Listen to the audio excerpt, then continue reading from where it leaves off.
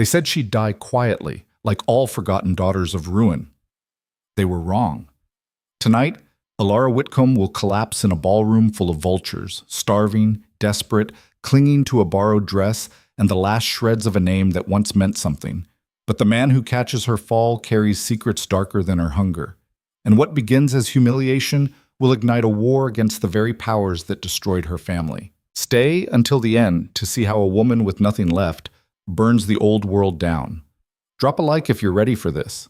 And comment what city you're watching from. The dress didn't fit. Elara Whitcomb stood in front of the clouded mirror in Margaret Holt's cramped dressing room, staring at the ghost wearing borrowed emerald silk. The gown hung loose at the shoulders, pooled slightly at her feet, tailored for a woman who still ate 3 meals a day.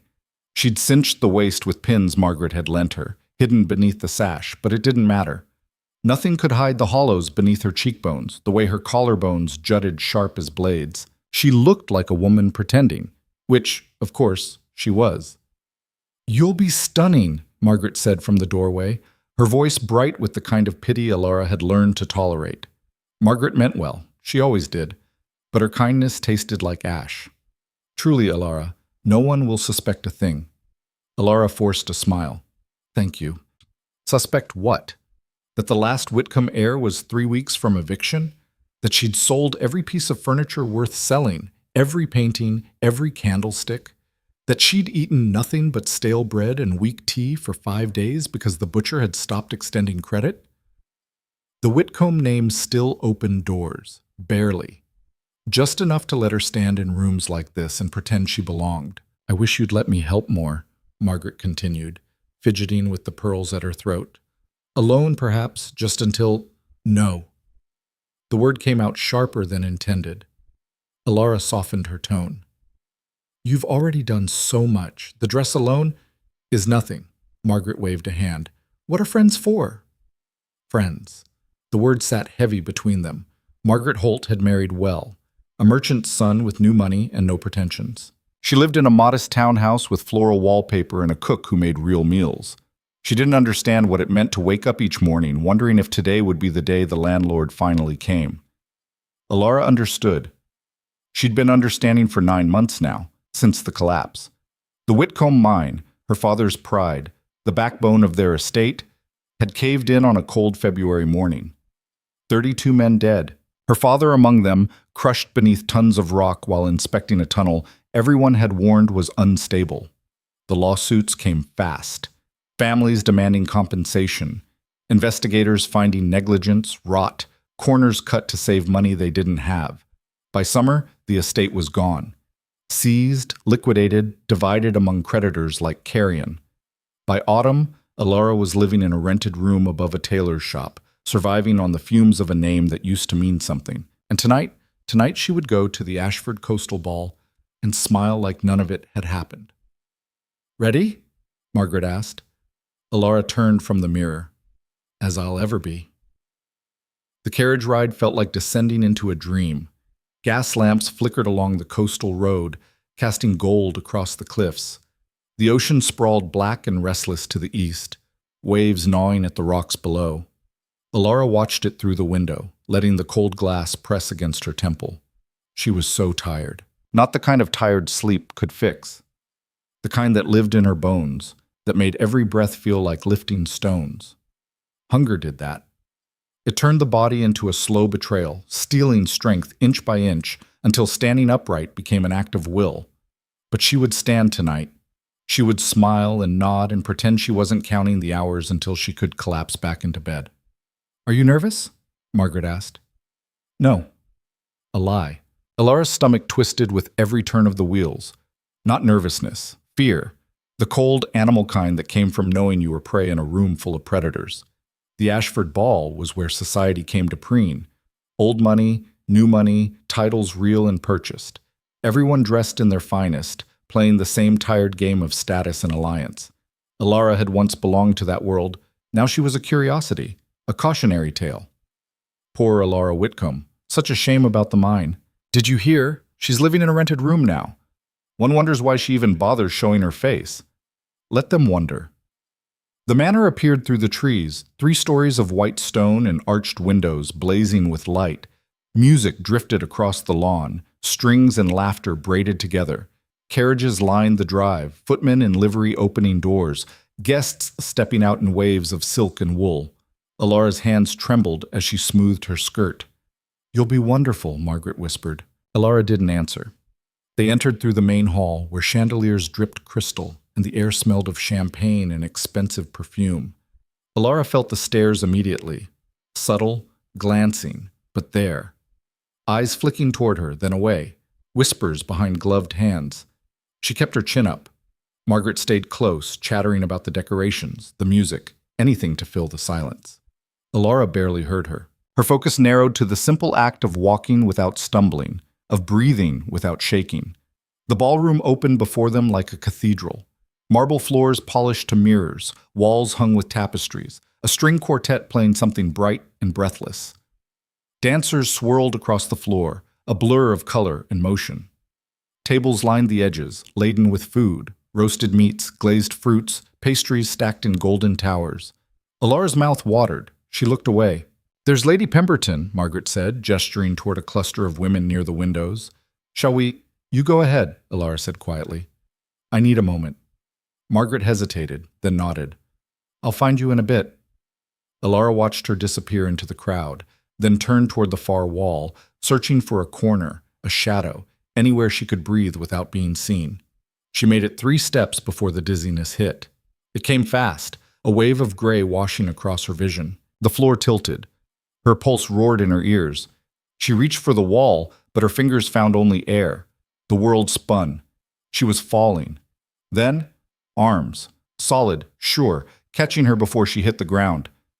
Elara gasped, blinking hard, trying to force the room back into focus. A man's face hovered above her. Sharp features, dark eyes, a scar cutting pale across his left temple. He held her upright with an ease that suggested strength held carefully in check. "Steady," he said. His voice was low, rough-edged, not unkind but not soft either. Elara tried to pull away. "I'm fine." "You're not." The certainty in his tone made her freeze. She became suddenly horribly aware of how she must look. Pale, trembling, skeletal in a dress that didn't fit. Heat flooded her cheeks. Around them, the music had faltered. Dancers slowed, heads turning. Whispers spread like ripples. "Is that Elara Whitcomb? Did she just faint? How embarrassing." "Let me go," Elara whispered. The man didn't. "When's the last time you ate?" The question cut through her like a blade. She stared at him, mortified, furious, powerless. "That's none of your concern." "It is now." He shifted his grip, one arm sliding beneath her knees. Before she could protest, he lifted her, effortlessly, as if she weighed nothing, which she supposed she nearly didn't. "What are you doing?" Elara hissed. "Getting you out of here." He moved through the crowd with a purpose that parted bodies like a plow through snow. People stepped back, staring. Elara caught glimpses of their faces, shock, amusement, scandalized delight. This would be the story of the night, the fallen Whitcomb girl carried out like a broken doll. Shame burned hotter than the hunger. "Put me down," she said, her voice shaking. "Please." He didn't answer. They passed through a side door into a quieter corridor. The music faded behind them, replaced by the muffled hum of voices.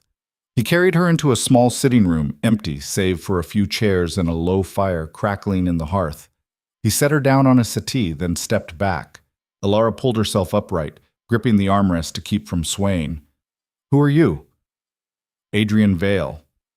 The name landed like a stone. She knew it. Everyone did. Adrian Vale, the war hero. The man who'd returned from the frontier wars with a chest full of medals and a reputation for brutality. Whispers followed him too, darker ones. Stories of battles fought in places maps didn't name, of enemies who disappeared, of a man who'd seen things that broke lesser soldiers. He stood watching her now, arms crossed, expression unreadable. Elara forced herself to meet his eyes. "I didn't ask for your help." "You didn't need to ask. I'm perfectly capable." "Of collapsing in a ballroom?" His tone was flat, clinical.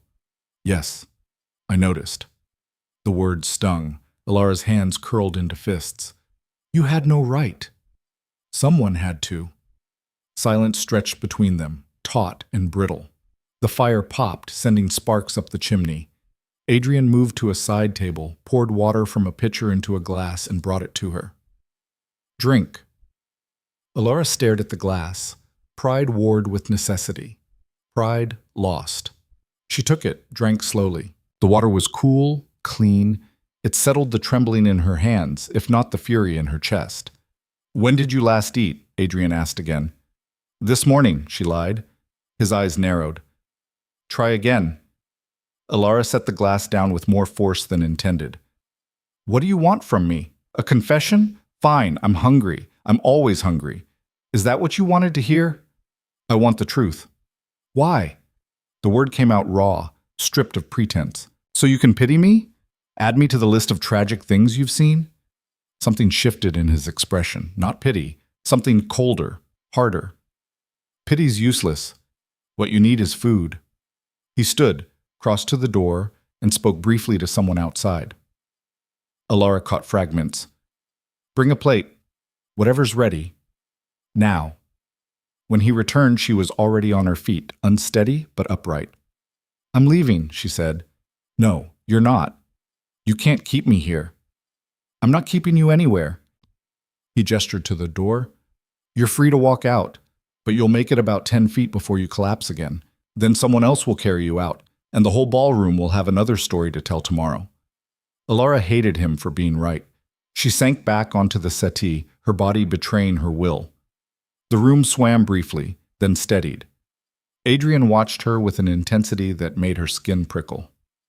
How long has it been? Since what? Since the collapse. Elara's throat tightened. 9 months. And you've been living on whatever I can manage. His jaw tightened. Which is nothing. I manage, she said sharply. I've survived this long, haven't I? Surviving isn't living. The words hit harder than she expected. Elara looked away, focusing on the fire.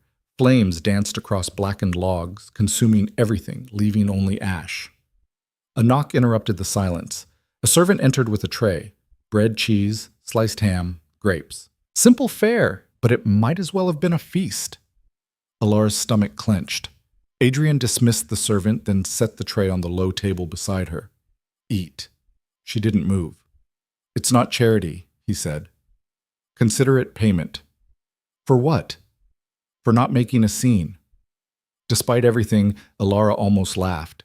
The absurdity of it, this scarred, blunt stranger bargaining with food like it was nothing. She picked up a piece of bread. Her hand shook. She bit into it slowly, forcing herself to chew, to swallow. The taste exploded across her tongue, yeast and salt and something almost sweet. Her body screamed for more. She ate methodically, piece by piece, while Adrian stood by the fire, saying nothing. When she'd finished half the plate, the dizziness finally began to lift. Clarity returned in slow waves, along with a bone-deep exhaustion. Why did you help me? She asked quietly. Adrian didn't turn from the fire. Because no one else would. That's not an answer. It's the only one I have. Elara studied his profile, the hard line of his jaw, the scar cutting through his temple, the way he held himself like a man perpetually braced for impact. Whatever he'd seen in those frontier wars, it had left marks deeper than skin. I don't need rescuing, she said. Didn't say you did. Then what do you want? He turned to face her then, and his eyes held something she couldn't name. I want to make you an offer. Elara's breath caught. What kind of offer? The kind that gives you a way out of this. He gestured vaguely, encompassing not just the room, but everything, the hunger, the shame, the slow collapse of her life. A way to rebuild. In exchange for what? Your cooperation. The word hung in the air, heavy with implications. Elara set down the plate. I'm listening. Adrian crossed to the window, looking out at the dark expanse of ocean. I have resources. Land, money, connections. What I don't have is legitimacy. Society tolerates me because I'm useful, but they don't trust me. They never will. And you think marrying a ruined heiress will fix that? He glanced back at her. I think marrying the last Whitcomb might. Elara's pulse quickened. You want an alliance. A partnership. You get funding to rebuild your estate, restore your name. I get a foothold in circles that would otherwise remain closed. And if I refuse, Adrian's expression didn't change. Then you walk back into that ballroom, and in 3 months you'll be dead. Starvation, illness, something. Maybe you'll last longer, maybe you won't. Either way, you'll be a footnote. The brutality of it stole her breath. You're a bastard, she whispered. I'm honest. Elara stood, legs still shaky but holding. You don't know anything about me. I know you haven't eaten in days. I know you came to this ball in a borrowed dress because you have nothing left. I know you'd rather starve than beg. He stepped closer, his gaze locked on hers. And I know you're too stubborn to die quietly. Heat flared in Elara's chest. Anger, humiliation, something else she didn't want to name. What makes you think I'd say yes? Because you're still standing, Adrian said. Most people would have given up by now. You haven't. Silence settled between them, charged and dangerous. Elara's mind raced. The offer was insane. Marrying a stranger, a man whose reputation carried blood and shadows. But the alternative? She thought of the rented room, the empty cupboards, the landlord's letters growing colder each week. What would you expect from this partnership? She asked carefully. Appearances, public events, enough to convince society we're legitimate. Beyond that, you'd have freedom to run the estate however you see fit. And privately? Privacy remains private. Elara searched his face for deception, for hidden cruelty. She found only that same unreadable intensity. I need time to think. You have until tomorrow. That's not enough. It's all you get. Adrian moved toward the door, then paused. One more thing. If you agree, I'll fund a clinic on your estate. Medical care for families who can't afford it. Frontier workers, miners, people the system forgets. Elara's breath hitched. Why? Because someone should. He left before she could respond. Elara stood alone in the sitting room, the remains of her meal growing cold on the tray. Outside, the ballroom music swelled, bright, careless, oblivious. She pressed a hand to her chest, feeling her heart hammer against her ribs. A way out, or a different kind of trap.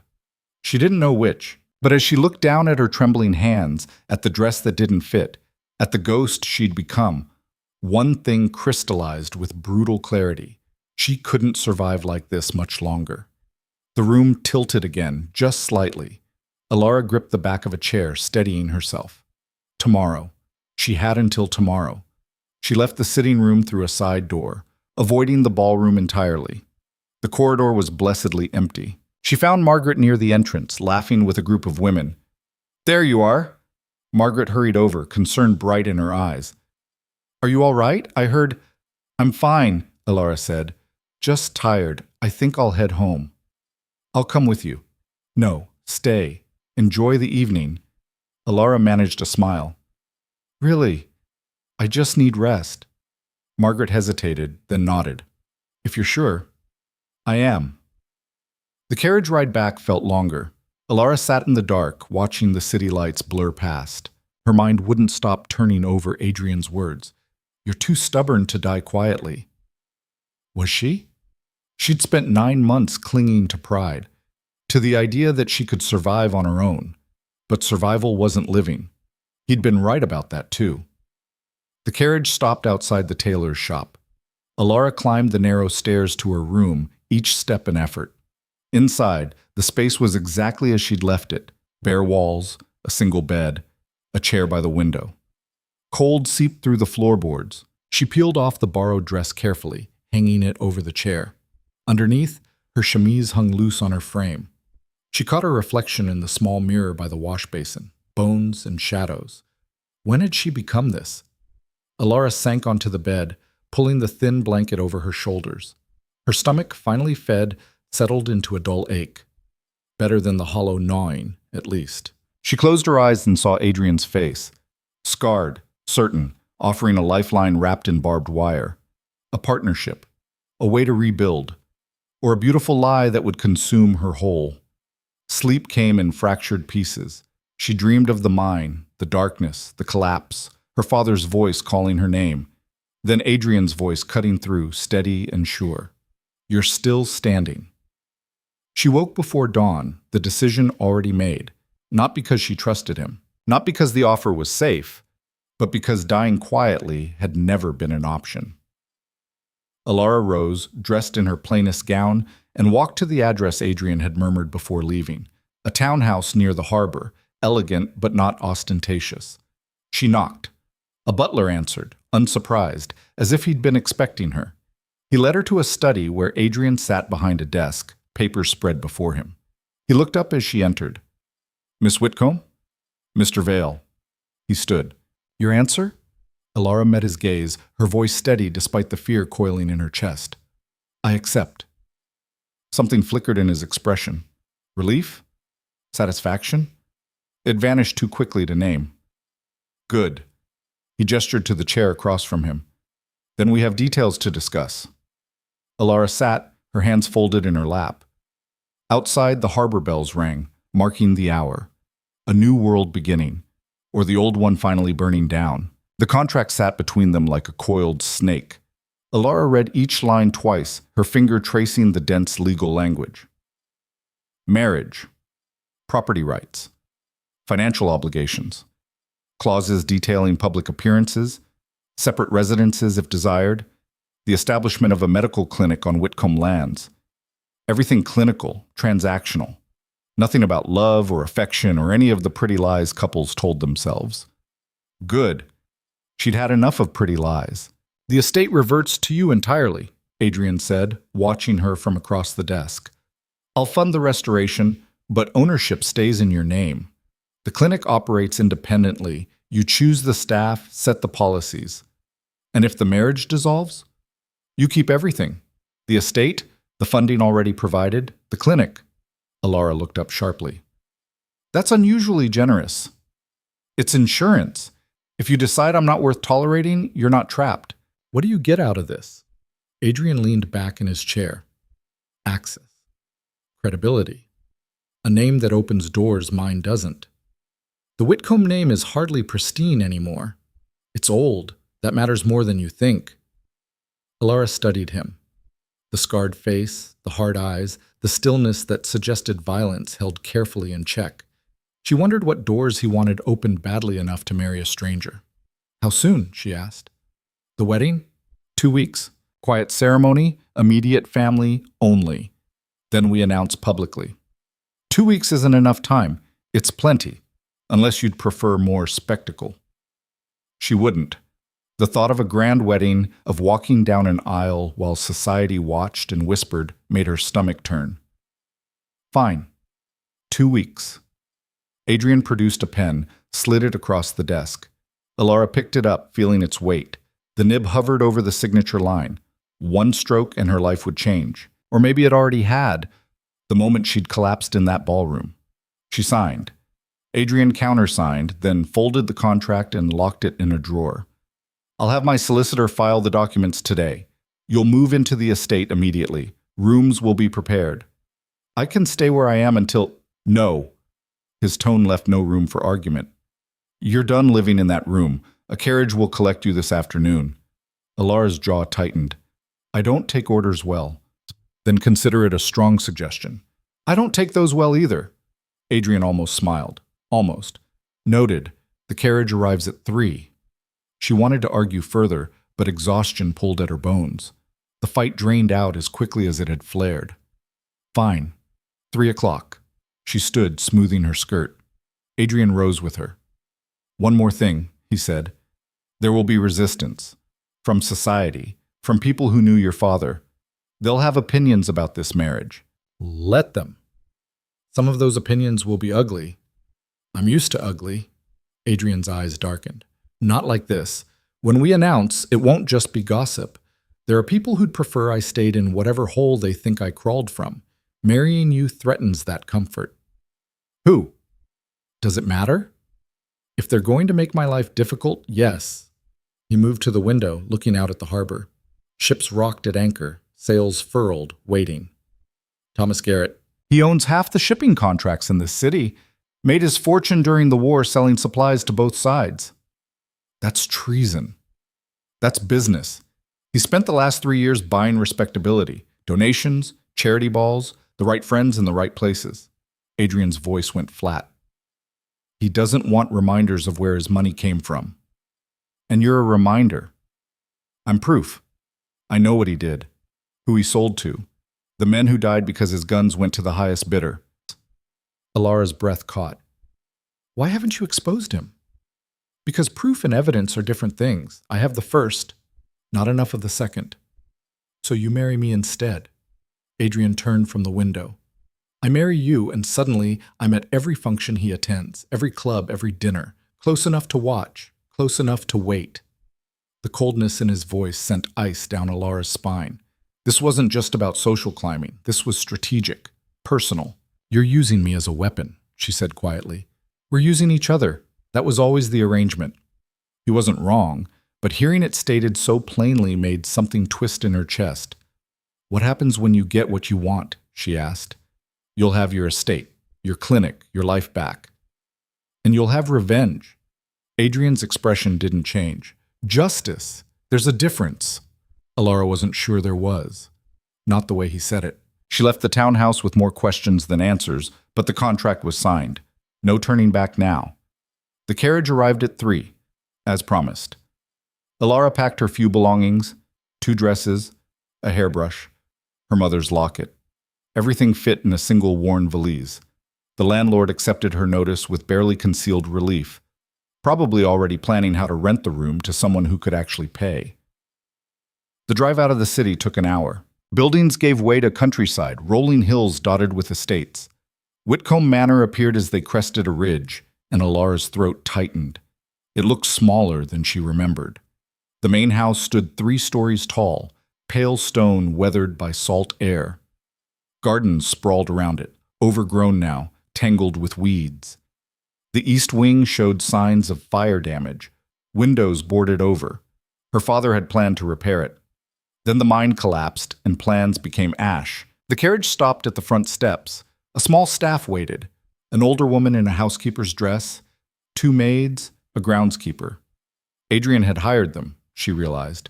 Prepared everything before she'd even signed. Presumptuous bastard. Miss Whitcomb. The housekeeper stepped forward, dipping a curtsy. I'm Mrs. Davison. Welcome home. Home. The word felt strange. Elara climbed out, valise in hand. Mrs. Davison reached for it, but Elara held tight. I can manage. Of course, miss. Your rooms are ready. East wing, 2nd floor. Mr. Vale thought you'd prefer the morning light. Of course he did. As if he knew her preferences, her patterns, as if 2 conversations gave him insight into her soul. Elara followed Mrs. Davison inside. The entry hall echoed, mostly empty. Furniture sold, paintings gone, only ghosts remaining. But it was clean. Floors polished, windows gleaming. Someone had worked hard to make this place livable again. Her room overlooked the gardens. A 4-poster bed, fresh linens, a writing desk by the window. Simple, tasteful. Not the opulence she'd grown up with, but more than she'd had in months. Will you need help unpacking, miss? No, thank you. Mrs. Davison hesitated at the door. Mr. Vale asked me to tell you dinner is at 7. He'll be arriving around 6. He's not here? Business in the city, miss. He keeps rooms there, but said he'd be staying here most evenings now. Elara nodded, and Mrs. Davison withdrew. Alone, Elara set her valise on the bed and moved to the window. The garden stretched below, wild and overgrown. Once they'd been her mother's pride. Roses, lavender, herbs arranged in careful patterns. Now brambles choked the pathways, statues crumbled, the fountain dry. She could fix this. Given time, money, effort, she could bring it back. The thought terrified and thrilled her in equal measure. A knock interrupted her thoughts. One of the maids entered, carrying a stack of dresses. Mr. Val had these sent from the dressmaker, miss. He said your wardrobe needed updating. Elara stared at the gowns, day dresses, evening wear, riding habits, all in her size, all perfectly tailored. When did he order these? Yesterday, miss. Rush job. The dressmaker wasn't pleased, but Mr. Vale pays well. Yesterday, before she'd even agreed. Fury spiked hot and bright. Elara dismissed the maid, then stood glaring at the dresses like they'd personally offended her. He'd assumed, planned, arranged her life like pieces on a board. She was still glaring when Adrian arrived at 6. He found her in the drawing room, pacing like a caged animal. The dresses were inappropriate, she said without preamble. Adrian set his coat on a chair. You needed clothes. I didn't ask for them. You didn't have to. That's not the point. What is the point? He turned to face her fully. That I overstepped? Made decisions without consulting you? We can waste time arguing about it, or you can tell me what you actually want. Elara's hands clenched. I want autonomy. I want to make my own choices. Then make them. Keep the dresses or burn them. I don't care. But show up to public events looking like you belong, because people will judge you regardless. I don't care what people think. Yes, you do. Or you wouldn't have gone to that ball starving rather than admit you needed help. The truth of it hit like a fist. Elara looked away, hating him for seeing through her so easily. I'm trying, she said quietly, to hold on to something that's mine. Adrian's expression softened, just slightly. The estate is yours. The clinic will be yours. I'm not taking that away. Then stop making decisions for me. Fair enough. He moved to the sideboard, poured 2 glasses of whiskey. From now on, we discuss. Agreed? Elara eyed the offered glass. You think whiskey solves everything? No, but it helps. Despite herself, she took the glass. The whiskey burned going down, warm and sharp. What business kept you in the city? She asked. Meetings, contracts, preparing for the announcement. Which happens when? Tomorrow. Notice in the society papers. Elara nearly choked. Tomorrow? We just signed the contract this morning. No point delaying. The faster we establish this publicly, the faster people adjust. Or the faster they tear us apart. Adrian swirled his whiskey. Let them try. The certainty in his voice should have been reassuring. Instead, it felt like standing on the edge of a cliff, wind at her back. Dinner was awkward. They ate in silence, the dining room too large for 2 people. Elara picked at roasted chicken and vegetables, her stomach still adjusting to regular meals. Adrian ate methodically, his focus distant. Tell me about the clinic, she said finally, needing to break the quiet. He looked up. What do you want to know? Everything. What you're imagining. How it would work. Adrian set down his fork. Frontier territories are growing, mining towns, logging camps, settlements springing up faster than infrastructure can support. Medical care is non-existent unless you can pay a private doctor's rates. Most can't. So they die. Or suffer. Injuries that could be treated become permanent. Illnesses spread. Women die in childbirth because there's no one with training. Elara's chest tightened. She thought of the mine, the men who'd died. How many could have been saved with proper care? You want to change that, she said. I want to start. One clinic won't fix everything, but it's something. Why here? Why Whitcomb Lands? Adrian's gaze held hers. Because your family's mine brought workers from everywhere.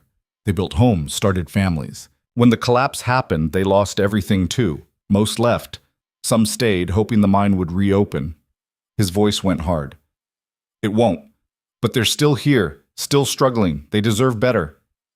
Shame crawled up Elara's throat. She'd been so focused on her own survival, she hadn't thought about the others left behind. How many? She asked. Families? Maybe 40.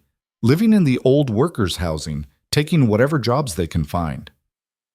40 families her father had failed, that she'd forgotten in her own misery. We start there, she said. The clinic serves them first. Adrian nodded. Agreed. They finished the meal in more comfortable silence. Afterward, Adrian walked her to the stairs. Get some rest, he said. Tomorrow will be difficult. You keep saying that. Because it's true. Elara studied his scarred face, the lines of exhaustion around his eyes. Do you ever sleep? When necessary. That's not an answer. His mouth quirked. It's the only one I have. She recognized the deflection. He'd used it before. Whatever demons haunted Adrian Vale, he wasn't sharing them tonight. Good night, then. Good night, Elara. The use of her first name startled her. He'd been formal until now, keeping distance. This felt different, more real. She climbed the stairs, aware of his eyes on her, until she disappeared around the corner. In her room, she changed into a nightgown, another gift from Adrian, soft cotton that fit perfectly. She hated how comfortable it was. Sleep came slowly. When it did, she dreamed of the mine again. But this time, when the darkness closed in, Adrian's voice cut through, steady and sure. Morning arrived with pale sunlight and a knock at her door. Mrs. Davison entered carrying a breakfast tray. "Mr. Vale left early for the city, miss. He said to tell you the announcement will run in the afternoon edition." Elara's stomach nodded. "Already?" "Yes, miss. He also said you should expect visitors." "What kind of visitors?" Mrs. Davison's expression turned sympathetic. "The curious kind." They arrived before noon. Elara was in the gardens, trying to clear a pathway through the brambles when the first carriage appeared. Then another. Then 3 more. She watched from the overgrown rose arbor as society descended like vultures. Margaret Holt was among them, looking apologetic. Lady Pemberton, sharp-eyed and hungry for gossip. Thomas Garrett's wife, Caroline, elegant, cold, assessing. Elara wanted to run. Instead, she straightened her spine, brushed dirt from her hands, and walked to meet them. "Elara!" Margaret rushed forward, embracing her. "I only just saw the announcement. You're engaged? To Adrian Vale?" The others circled closer, smiles painted on, eyes calculating. "It was rather sudden," Lady Pemberton said, her tone suggesting scandal. "Love often is," Elara replied smoothly. "Love?" Caroline Garrett's laugh was bell-bright and venomous. "How romantic, though one wonders about the timing. Meaning? Only that Mr. Vale is so very mysterious, and you've been in such difficult circumstances. Some might call it convenient." The insult hung in the air, thinly veiled. Elara smiled, showing teeth. "Some might. I call it fortunate. Not everyone finds a partner who sees past circumstances to the person beneath." "Quite." Caroline's eyes glittered. "Though I hear Mr. Vale has rather particular interests. Business dealings in unusual places. One hopes you know what you're getting into." "I know exactly what I'm getting into." "Do you?" Caroline stepped closer, voice dropping. "My husband speaks highly of the frontier territories. So much opportunity. So many ways for ambitious men to make their fortunes. Or ruin others." The threat was clear. Elara held her ground. "Your husband sounds very knowledgeable. Perhaps he and Adrian should discuss business sometime." Caroline's smile froze. "Perhaps." The visit deteriorated from there. Questions disguised as concern. Compliments wrapped in barbs. Elara parried each thrust, exhaustion mounting with every exchange. By the time they left, her jaw ached from forced smiles. Margaret lingered behind. "Are you all right?" "Fine." "Elara, you can tell me the truth. Is he forcing you into this? Because if he is..." "He's not." Elara softened her tone. "I promise. This was my choice." "But why? You barely know him." "I know enough." Margaret looked unconvinced but didn't press. "If you need anything, I know. Thank you." Alone again, Elara returned to the gardens. She worked until her hands bled, tearing at brambles with bare fingers, needing the pain to ground her. Adrian found her at dusk, dirt-streaked and exhausted. "You're bleeding," he said. Elara looked at her torn palms. "It's nothing." He took her hands, turning them over gently. "Come inside." "I'm not finished." "You're finished for today." She let him lead her to the kitchen, where he cleaned her hands with surprising gentleness. His fingers were calloused, scarred, but his touch was careful. "Caroline Garrett paid a visit," Elara said. Adrian's hands stilled. "What did she say?" "Veiled threats, warnings about your mysterious business dealings." "And?" "And I told her you and her husband should discuss business sometime." Adrian's eyes snapped to hers. Then, impossibly, he laughed. The sound was rough, unpracticed, but genuine. "You threatened Thomas Garrett through his wife. Was that wrong?" "No, it was perfect." He finished bandaging her hands. "But it will make things harder." "Good." I'm tired of easy lies. Adrian studied her, something shifting in his expression. You're going to be trouble. That was always the plan. The wedding happened on a rain-soaked Thursday. No guests, no flowers, just a magistrate in Adrian's study and Mrs. Davison as witness. Elara wore a simple blue dress. Adrian wore black. The vows were brief, perfunctory. When the magistrate pronounced them married, Adrian kissed her hand, not her lips. It felt like signing another contract. That night, they dined as husband and wife. The title felt strange on Elara's tongue. Foreign. The clinic construction starts next week, Adrian said. I've hired a foreman. You'll approve all plans. What about staff, doctors, nurses? There's a physician in the city, Dr. Sarah Vance. She's been working in charity hospitals, but she's interested in frontier medicine. You've already spoken to her. I wanted to know if she'd consider it before mentioning her. Elara appreciated the consideration, even as it irritated her. I'll meet with her. Tomorrow, if you're available. I am. The conversation flowed easier now. They discussed budgets, timelines, potential challenges. It felt almost normal, until Adrian asked, "How are your hands?" Elara looked at the bandages. Healing. Why were you tearing at the gardens like that? Because they needed clearing. That's not why. She met his eyes.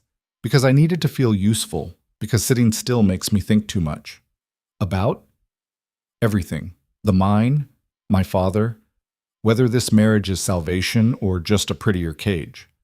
Adrian set down his fork. It's not a cage. How do you know? Because I've seen cages. This isn't one. The certainty in his voice made her chest ache. What did you see? She asked quietly. In the war? Adrian's expression shuddered. Nothing you need to carry. That's not fair. You know everything about my ruin. I know nothing about yours. There's a difference between losing everything and choosing to destroy it. Is that what you did? Silence stretched between them, heavy with unspoken things. Finally, Adrian stood. I'll see you in the morning. He left before she could respond. Elara sat alone in the dining room, the candles burning low. Rain hammered the windows, and somewhere in the house, a clock chimed midnight. She thought about cages and choices, about the man she'd married and the secrets he carried like weapons. Sleep was a long time coming. The announcement brought more than visitors. Letters arrived daily, some congratulatory, others vicious. Anonymous notes calling her a whore, a gold digger, worse. Elara burned them in the fireplace and tried not to care, but the words stuck like thorns. Adrian noticed. Ignore them. Easy for you to say. They're not calling you a desperate opportunist. They're calling me worse. I just don't show you those letters. Elara stopped mid-pace. What do they say? That I'm corrupting you, using you, that I should have stayed in whatever gutter spawned me. That's expected. People fear what they don't understand. I'm not one of them. Never will be. You don't seem bothered. Adrian shrugged. Their opinions don't feed me, don't clothe me, don't matter. They matter to me. Why? Because, Elara struggled to articulate it. Because I used to belong. Now I'm an outsider too. Good, Adrian said. Outsiders see things insiders miss. Like what? Rot, corruption. The pretty lies holding this whole structure together. His eyes gleamed. Thomas Garrett's empire is built on blood and broken promises. I'm going to prove it, and you're going to help me. Elara's pulse quickened. How? By being exactly who you are. The last Whitcomb, respected despite everything. When you speak, people listen. Not all people. The ones who matter. Adrian pulled a folder from his desk. Garrett's hosting a gala next month. We're attending. He won't want us there. He can't refuse without raising questions. That's the beauty of your name. It still opens doors. Elara took the folder, flipped through the pages. Shipping manifests, delivery schedules, names she didn't recognize. What am I looking at?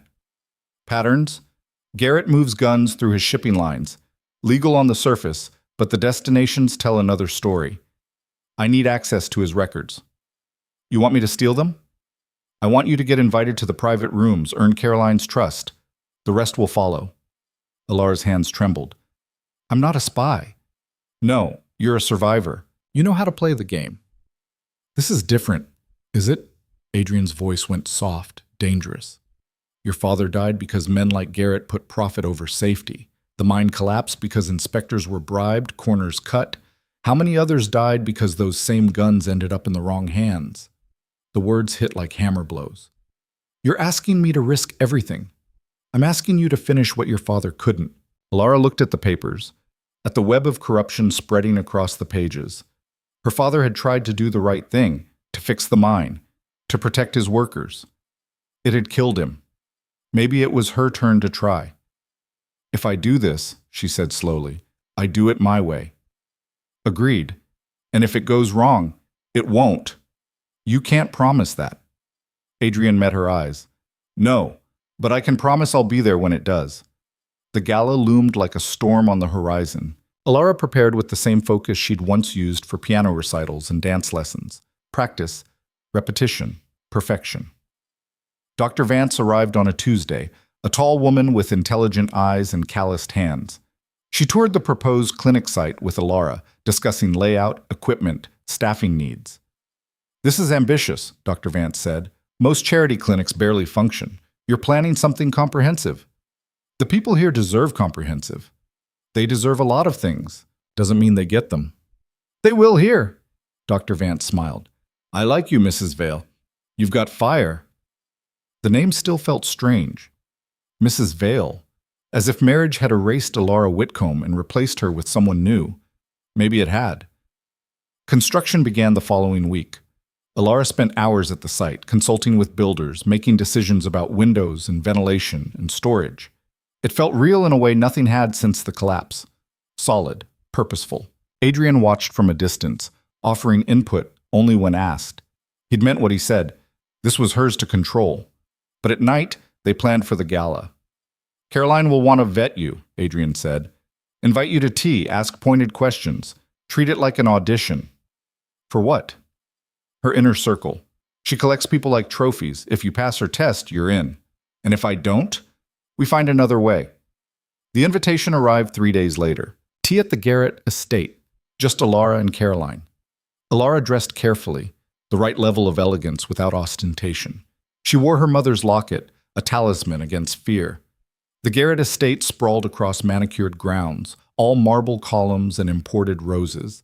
A maid led Elara to a sunlit conservatory where Caroline waited, tea already poured.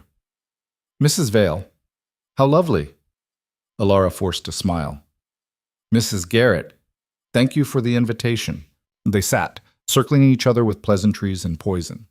Caroline asked about the estate, the clinic, Adrian's business. Each question a probe, testing for weakness. Elara parried with half-truths and careful omissions. You've changed since your father's death, Caroline said finally. Harder, less naive. Losing everything will do that. And now you have everything again. Convenient. Elara set down her teacup. If you have something to say, Mrs. Garrett, say it plainly. Caroline's smile sharpened. I like you. You don't pretend. That's rare. I'm tired of pretending. Good, because I need people I can trust, people who understand how this world really works. Caroline leaned forward. My husband has powerful friends and powerful enemies. He values loyalty above all else. And you? I value results. Elara's pulse quickened. This was the opening. What kind of results? The kind that keep empires standing, that silence whispers before they become shouts. Caroline's eyes glittered. Your husband is ambitious. That makes him dangerous. But if you can control him, channel that ambition, we could be allies. The trap was laid, baited with power and belonging. Elara took the bait. I'd like that, she said softly. Being allies. Caroline smiled, victorious. Then come to the gala. Bring your husband. Let's see how well you both perform. Elara left the estate with an invitation and a growing sense of dread. She'd crossed a line, stepped into Caroline's web. Now she had to find a way out before it strangled her. Adrian was waiting when she returned, tension radiating from every line of his body. How did it go? She bought it. We're invited. Relief flashed across his face. Good. What did she want? To recruit me?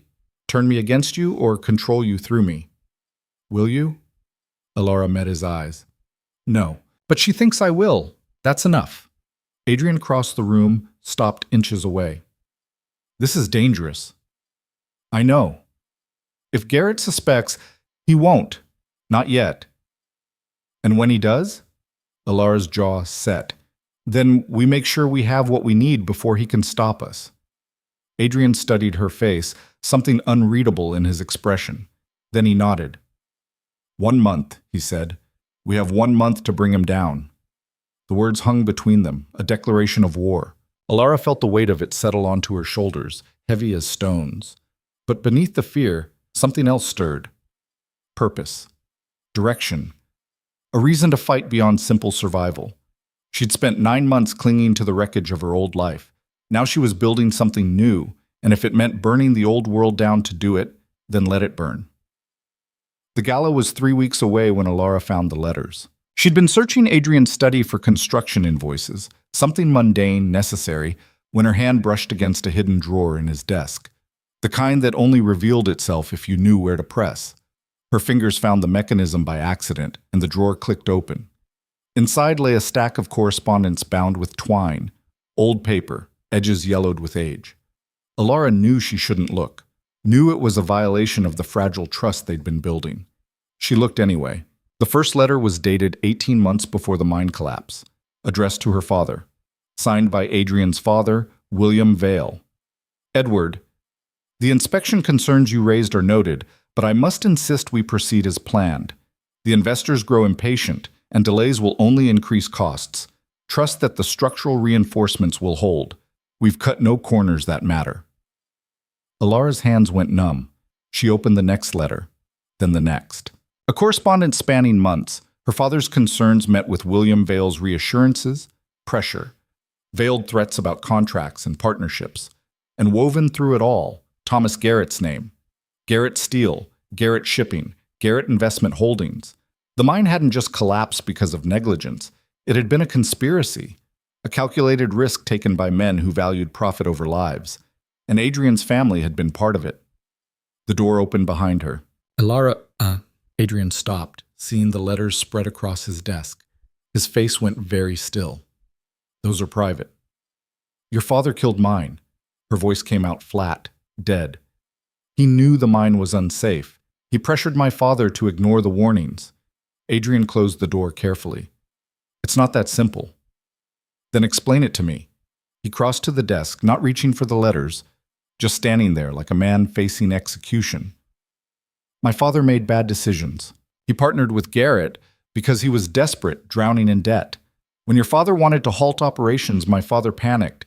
He thought 1 more month, 1 more shipment of ore would save everything. Instead, it killed 32 men. Yes. The single word hung between them, damning. Elara's hands shook. Did you know? Before you proposed this marriage, did you know your family destroyed mine? I knew my father was involved. I didn't know the extent until after he died. He left me the letters, along with debts and blood on a name I never asked for. So you what? Married me out of guilt? I married you because Garrett used my father as a pawn and your father as a sacrifice. Because that bastard orchestrated the whole thing and walked away clean while everyone else burned. Adrian's voice went harsh. I married you because I wanted to make it right. You can't make this right. Elara swept the letters to the floor. My father is dead. Those men are dead. You're telling me your family helped kill them and you thought, what? That funding a clinic would balance the scales? No, nothing balances that scale, but doing nothing felt worse. You lied to me. I withheld information. There's a difference. Not from where I'm standing. Adrian's jaw clenched. If I'd told you the truth that first night, would you have said yes? Elara wanted to say yes. Wanted to claim she would have been rational, strategic, willing to look past the sins of his father to see the man in front of her. But she would have told him to burn in hell. No, she admitted. Then I made the choice I had to make. For yourself, not for me. For both of us. You needed a way out. I needed a weapon. We used each other. That was always the arrangement. The words she'd thrown at him weeks ago came back like a boomerang to the chest. Elara pressed her palms flat on the desk, trying to breathe through the rage and betrayal churning in her gut. I trusted you. You tolerated me. There's a difference. I was starting to... She stopped, the words catching. Starting to what? Care? Believe in this strange alliance they'd forged? The realization made her feel like a fool. Adrian's expression softened, just barely. I know, I was too. Past tense, as if whatever fragile thing had been growing between them had just shattered. Elara straightened, forcing steel into her spine. The gala is still happening. Elara, Garrett orchestrated this. Your father, my father, all of it. You said so yourself. She met his eyes, her voice cold as winter. So we finish what we started. We bring him down, and then we're done. Done? With this marriage, this arrangement, whatever the hell this was supposed to be. Adrian flinched like she'd struck him. You want out. I want justice. After that, I want my life back. The estate, the clinic, everything you promised. But I don't want you. The lie tasted like ash, but she forced it out anyway. Because the alternative, admitting that she'd started to need him, to lean on his certainty when her own wavered, was too dangerous. Fine, Adrian said quietly. We finish this. Then you're free. He left the study without looking back. Elara stood alone among the scattered letters, her father's name staring up at her from a dozen pages. She wanted to scream, wanted to burn the whole manor down. Instead, she gathered the letters methodically, reading each one until the words blurred together. Building the case piece by piece. If she was going to destroy Thomas Garrett, she needed to understand exactly how deep the rot went. By dawn, she had her answer, deeper than she'd imagined. Garrett hadn't just influenced the mine disaster. He'd orchestrated a network of unsafe operations across 3 territories. Bribes to inspectors, payoffs to magistrates, shell companies laundering money through legitimate businesses. The mine collapse had been one failure among dozens, but it was the only one that had gone public. The rest remained buried. Until now. The next 2 weeks passed in cold silence. Adrian stayed in the city most days, returning only for necessary appearances. When they spoke, it was pure business, logistics for the gala, final details for the clinic, nothing personal. Elara threw herself into preparations. She met with Dr. Vance daily, reviewed construction progress, interviewed potential staff. The clinic was taking shape, walls rising from foundation, purpose solidifying into structure. It should have felt like victory. It felt hollow. Margaret visited on a gray Thursday, her concern evident the moment she stepped through the door. You look terrible, she said bluntly. Thank you. Tea? Elara, what's wrong? The whole city is talking about how you and Adrian barely speak. People are saying the marriage is already failing. People should mind their business. Margaret sat, uninvited. I'm your friend. Tell me what happened.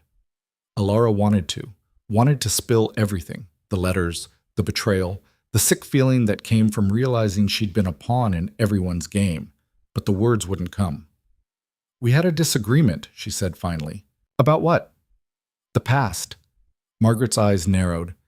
His past or yours? Both. It's complicated. Marriage usually is. Margaret reached across the table, squeezing Elara's hand. But you're stronger together than apart. I've seen the way he looks at you when you're not paying attention, like you're the only fixed point in his universe. Elara pulled her hand away. You're romanticizing. Maybe, but I'm not blind. Margaret stood. Whatever fight you're having, fix it before the gala. Caroline Garrett is a viper. She'll smell blood and strike. After Margaret left, Elara stood at the window watching rain streak the glass. Her reflection looked back, pale, drawn, exhausted. The girl who'd collapsed in the ballroom seemed like another lifetime. This version was harder, colder. She wasn't sure she liked her better. Adrian found her there that evening. He stood in the doorway, not entering. We need to talk strategy, he said. I'm listening.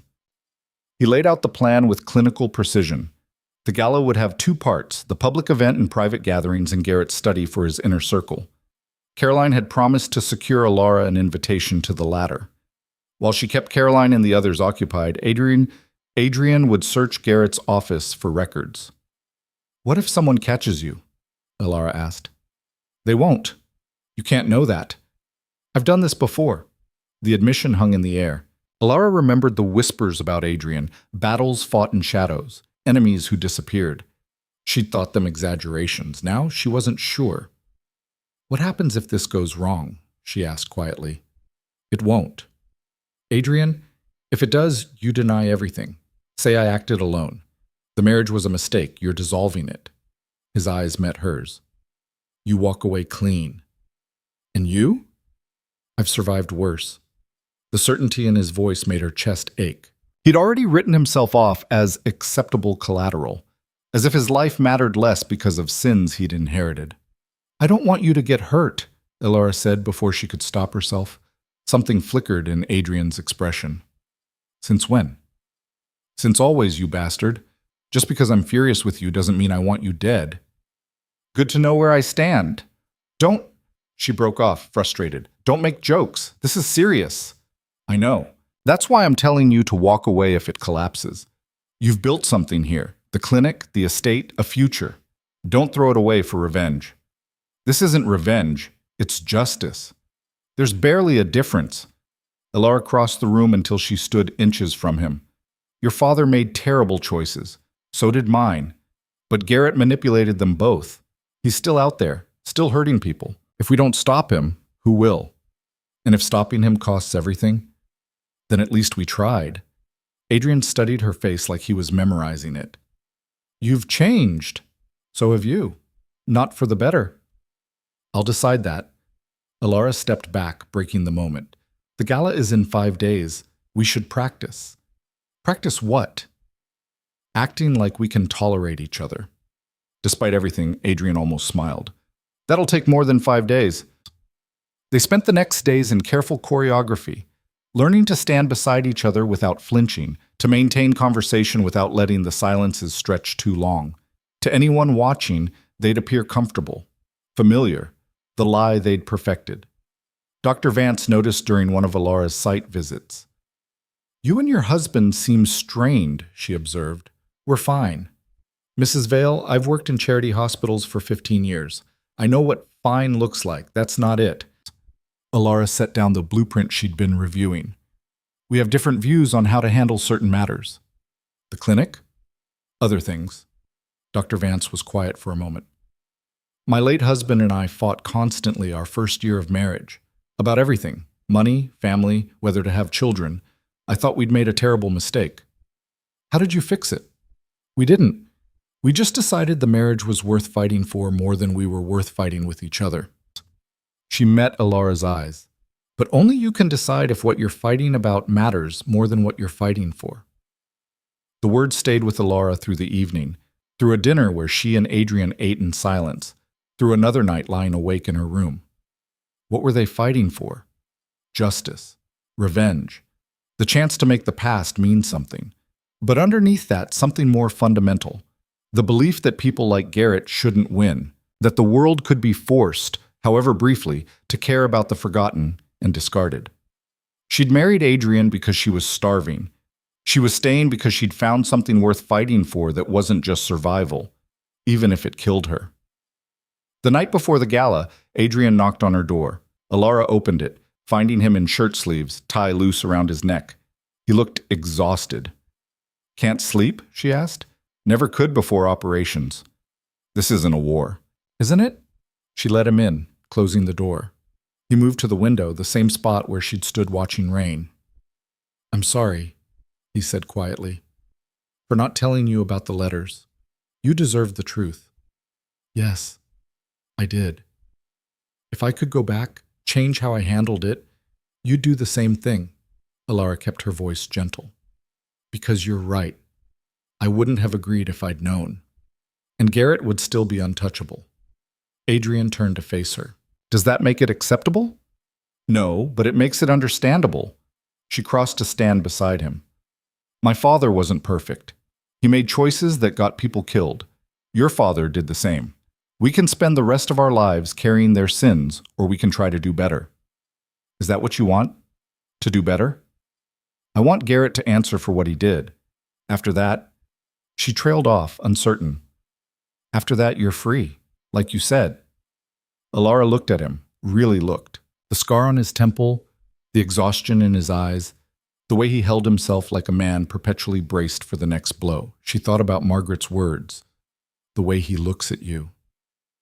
What if I don't want to be free? She asked softly. Adrian went very still. What do you want? I don't know yet, but I know I don't want to lose this. Whatever this is. Even after everything? Especially after everything. The distance between them felt vast and impossibly small at once. Adrian lifted a hand, almost touching her cheek, then dropped it. Tomorrow is going to be dangerous, he said. I know.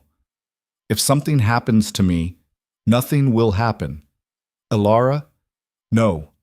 She grabbed his hand, holding tight. We both walk out of that gala alive. We finish this together. Agreed? Adrian's fingers curled around hers. Agreed. He left shortly after, but the warmth of his hand lingered. Elara slept better that night than she had in weeks. The gala descended on Garrett's estate like a glittering plague. Carriages lined the drive, guests arriving in waves of silk and jewels. Elara wore deep sapphire, her mother's locket at her throat. Adrian in black, severe and striking. They arrived precisely on time, not early enough to seem eager, not late enough to insult. The ballroom blazed with light, chandeliers, candles, mirrors reflecting everything back until the room felt infinite. Music swirled through air heavy with perfume and ambition. Caroline Garrett swept toward them immediately, resplendent in emerald. Mr. and Mrs. Vale. How wonderful! Mrs. Garrett. Elara accepted the offered hands. Your home is magnificent. My husband's taste. I merely inhabit it. Caroline's smile was all teeth. You must let me introduce you properly.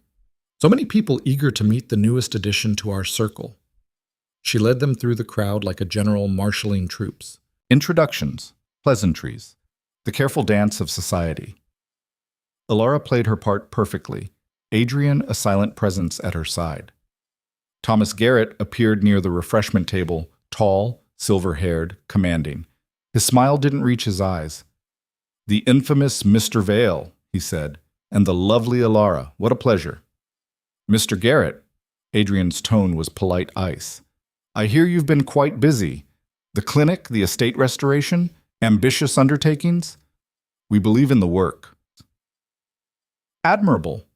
Though I wonder, Garrett's gaze shifted to Elara. How does it feel, my dear, rebuilding on the ashes of your father's failure? The insult was calculated, precise, designed to provoke. Elara smiled. Failure suggests he had a choice. I prefer to think of it as murder dressed in negligence. The air around them went cold. Garrett's expression never changed. Strong words. I'm a strong woman. My father taught me that before he died, buried in rock because someone decided profit mattered more than safety. Tragedies happen in mining. Everyone knows the risks. Do they know about the bribes, the falsified inspection reports, the pattern of failures across your operations? Garrett's smile froze. Around them, conversation died. I'm afraid you've been misinformed, he said carefully. Have I? Elara's pulse pounded, but her voice stayed steady. Because I have documentation suggesting otherwise.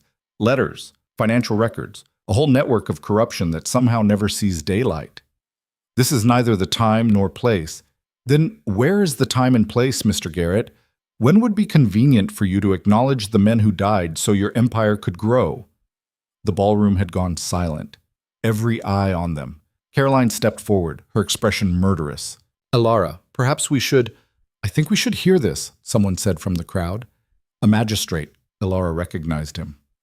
These are serious accusations. Garrett's mask finally slipped.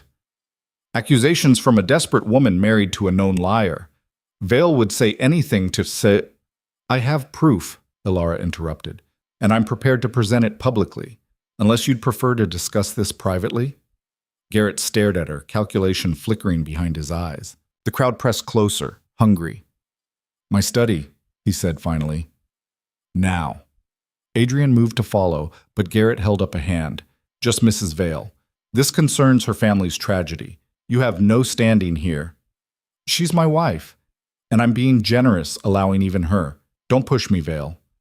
Elara touched Adrian's arm. It's fine, I can handle this. No, trust me. Their eyes met. In his gaze, she saw fear, fury, something deeper she didn't have time to name. 5 minutes, he said quietly. Then I'm coming in. Elara nodded and followed Garrett through a side door. Caroline came too, her presence a silent threat. The study was masculine wealth, dark wood, leather, bookshelves lined with volumes never read. Garrett closed the door behind them. You've made a grave mistake, he said, dropping all pretense of civility. Have I? You think you can threaten me, blackmail me with stolen correspondence? I think I can expose you. There's a difference. Garrett moved to his desk, poured whiskey with steady hands. Your father was weak. He couldn't make the hard choices necessary to succeed. That's why his mind failed. His mind failed because you sabotaged it. I facilitated business. If he couldn't manage the risks, you bribed inspectors, falsified reports. When my father tried to halt operations, you pressured Adrian's father to force him to continue. Prove it. I intend to. Caroline circled behind Elara, blocking the door. You realize what you're doing? The position you're putting yourself in? I'm well aware. Are you? Garrett set down his glass. Because right now, you're alone in a room with two people who could ruin you with a whisper. Your husband has no idea where you are. Your proof, if it even exists, is locked away somewhere. You have nothing but accusations. Elara's heart hammered.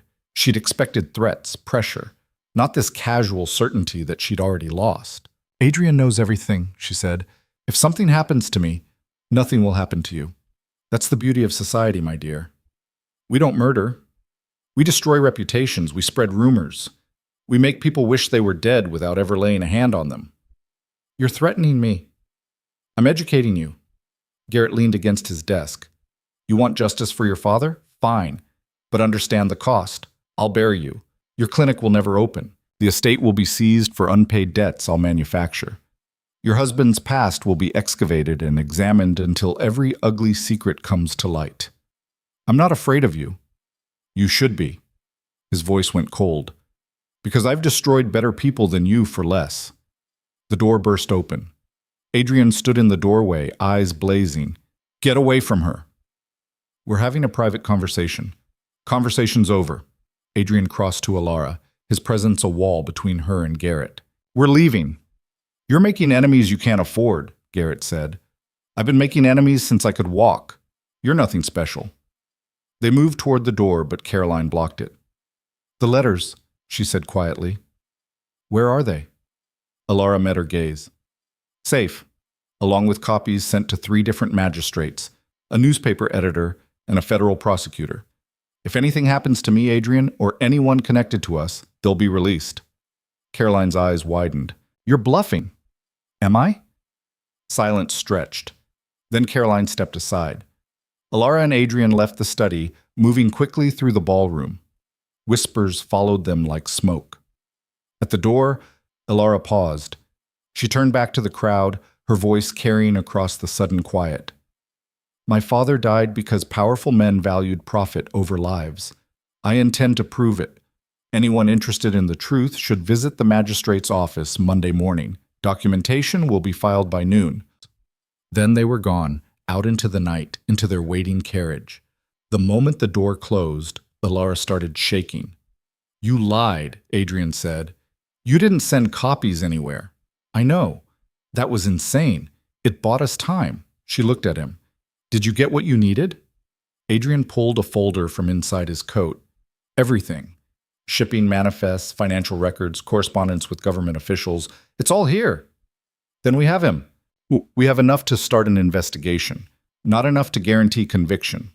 Elara took the folder, flipped through pages dense with evidence. It'll have to be enough. The carriage rolled through empty streets. Neither of them spoke, adrenaline slowly draining away. You shouldn't have confronted him alone, Adrian said finally. I had to. He wouldn't have talked otherwise. He could have hurt you. He tried. Threats, intimidation, the usual. Elara's hand steadied. But I meant what I said. I'm not afraid anymore. Adrian stared at her. You should be. These people are dangerous. So are we. The carriage stopped at the estate. They climbed out into moonlight, the manor dark against the sky. Inside, Elara went straight to Adrian's study. She spread the documents across his desk, organizing them by type, building the case piece by piece. Adrian watched from the doorway. What happens now? He asked. Now we file. Publicly, officially, everything we have. Garrett will fight back. Let him. I'm done hiding. Elara, she looked up. You asked me what I wanted. I want him to answer for what he did. I want my father's death to mean something, and I want... She stopped, the next words catching. What? I want to stop being angry at you. Adrian crossed the room slowly. I don't know if that's possible. Neither do I, but I'd like to try. He reached out, hesitated, then took her hand. His palm was rough, scarred, warm. Tomorrow we file, he said. Together. Together. They stood like that, hands joined. The evidence of Garrett's crimes spread between them. Outside, the first drops of rain began to fall. Neither of them noticed the figure watching from the trees, or the way it disappeared into darkness, carrying news of their defiance back to the man they'd just declared war against. Thomas Garrett sat in his study long after the gala ended, Caroline beside him. She has nothing, Caroline said. She's bluffing. Maybe. Maybe not. Garrett poured another whiskey. But she's made this public. Questions will be asked. Questions you can answer. You've bought enough officials to delay, not to stop. He set down his glass. Vale's a problem. I should have dealt with him earlier. What are you saying? Garrett met his wife's eyes. I'm saying some problems solve themselves. Accidents happen, especially to people who make enemies. Caroline's face went pale.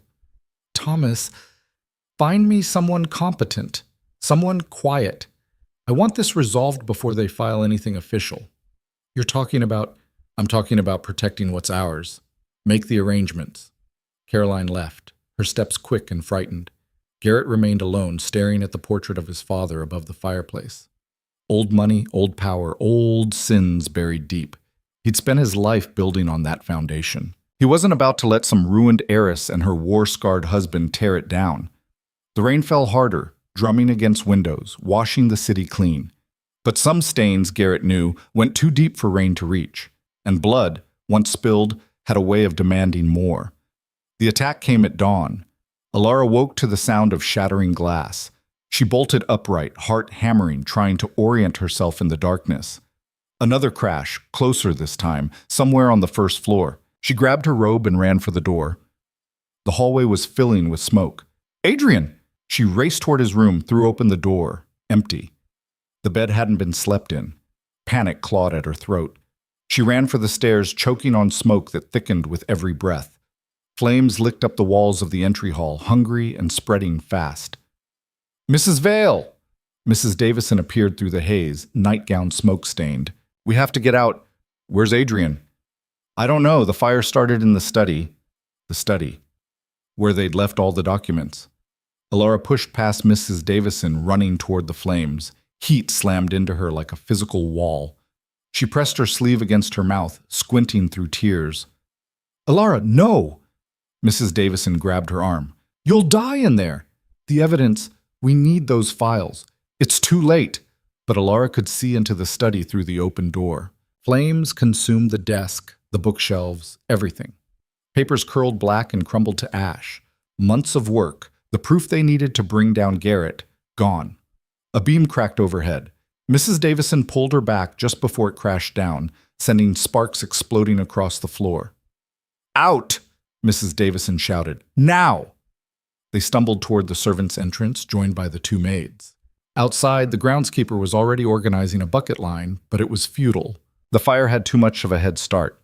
Elara stood in the pre-dawn darkness, watching her home burn. Again. As if the universe insisted on taking everything twice. Where's Adrian? She asked, her voice hoarse. No one answered. Terror crystallized into something sharp and cold.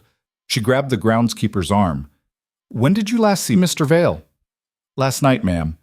He said he had business in the city, would return by morning. The city? He'd left before the fire started. Relief and fear warred in Elara's chest. He was safe, but he didn't know about this. Didn't know everything they'd worked for was turning to ash. A horse galloped up the drive, Adrian riding hard, his face stark with panic in the firelight. He was off the horse before it fully stopped, running toward the burning manor. Elara intercepted him. "Don't. It's too far gone. The documents. Destroyed. All of it." Adrian stared at the flames, something breaking in his expression. This was Garrett. "We don't know that." "This was Garrett." His voice went flat, dead. "He sent someone. Probably the same person who's been following us for the last week." Elara's blood went cold. "Someone's been following us?" "I noticed 3 days ago. Professional, careful. I thought I'd lost them yesterday." Adrian's jaw clenched. "I was wrong." The manor's east wing collapsed inward with a roar of timber and flame. Elara flinched, but couldn't look away. Everything she'd been rebuilding, the gardens, the rooms, the fragile sense of home, consumed again. "We have nothing now," she said quietly. "No proof, no leverage, just accusations he'll call slander." Adrian turned to face her, his eyes reflecting firelight. "We have copies." "What?" "The files. I made copies before we went to the gala, stored them in 3 separate locations." He pulled her away from the heat, lowering his voice. "I didn't tell you because I knew you'd say it was paranoid. It's paranoid. It's survival. And right now it's the only thing keeping us alive." Elara wanted to kiss him, or hit him, or both. "Where?" she demanded. "My solicitor's office, a safety deposit box at the bank, and with Dr. Vance." "The doctor has evidence of a criminal conspiracy?" "She has a sealed package with instructions to deliver it to the prosecutor if anything happens to either of us." Adrian's smile was grim.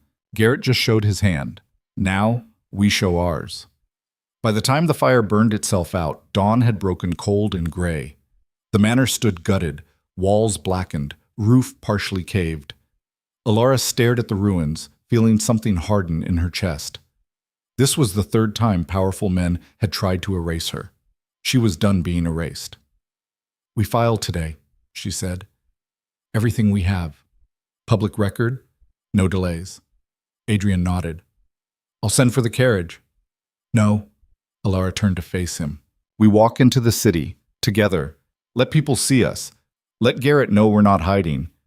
"That's dangerous." "Good. I'm tired of being safe." They borrowed clothes from the staff, simple, smoke-stained, nothing like the elegance they usually wore. Elara's hair hung loose, soot-streaked.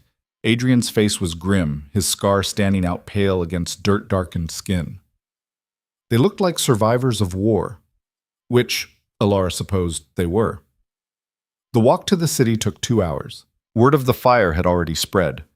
People stared as they passed, whispers following like shadows. Some expressions held sympathy, others suspicion. A few looked almost satisfied. "They think we deserved this," Elara murmured. "Some of them do. The ones Garrett owns." Adrian kept his eyes forward. "Let them think whatever they want. Truth doesn't care about opinions." At the magistrate's office, a small crowd had already gathered. News of Elara's declaration at the gala had spread faster than the fire. People wanted to see if she'd actually follow through. The magistrate, Edmund Thorne, a man with steel-gray hair and harder eyes, met them at the door. "Mrs. Vale." "Mr. Vale, I heard about the fire." His gaze swept over their disheveled appearance. "Unfortunate timing." "Convenient timing," Adrian corrected, "for someone who wanted to stop us from filing." Thorne's expression remained neutral. "That's a serious accusation." "I have serious evidence." "Had. I'm told the fire consumed your study." "We have copies." Elara stepped forward. "And witnesses who can testify to what those documents contain. I'm here to file a formal complaint against Thomas Garrett for corruption, bribery, and criminal negligence resulting in the deaths of 32 men." Murmurs rippled through the crowd. Someone shouted support. Someone else called her a liar. Thorne studied them both. "This will require a full deposition, hours of testimony. Are you prepared for that?" We've been preparing for months. Very well, follow me. The deposition lasted 6 hours. Elara and Adrian sat across from Thorne and his clerk, methodically building the case, document by document, letter by letter, creating a paper trail of corruption that stretched back 5 years. Thorne asked hard questions, poked holes, demanded proof. They provided it. By mid-afternoon, 3 other magistrates had joined the session. By evening, a court stenographer was transcribing every word. This wasn't just a complaint anymore. It was becoming a prosecution. At 8 o'clock, Thorne called a recess. Elara and Adrian stepped outside into a street packed with people. The crowd had grown from dozens to hundreds. Workers, merchants, families who'd lost loved ones in mining accidents across the territories. Someone started clapping. Then another. Within seconds, the applause was deafening. Elara stood frozen, overwhelmed. These people, they believed her, supported her, saw her not as a desperate widow playing games, but as someone fighting for them. An older woman pushed through the crowd, tears streaming down her weathered face. My son died in the Blackwood mine collapse 4 years ago. They said it was an accident. They paid me $50 and told me to move on. Blackwood was one of Garrett's operations, Adrian said quietly. I know, I've known for years, but who listens to a miner's widow? The woman gripped Elara's hands. You're listening. You're making them listen. Thank you. Elara couldn't speak around the lump in her throat. She just held the woman's hands and nodded. More people came forward. Stories of husbands, sons, brothers lost to unsafe mines, delayed inspections, bribes that kept dangerous operations running.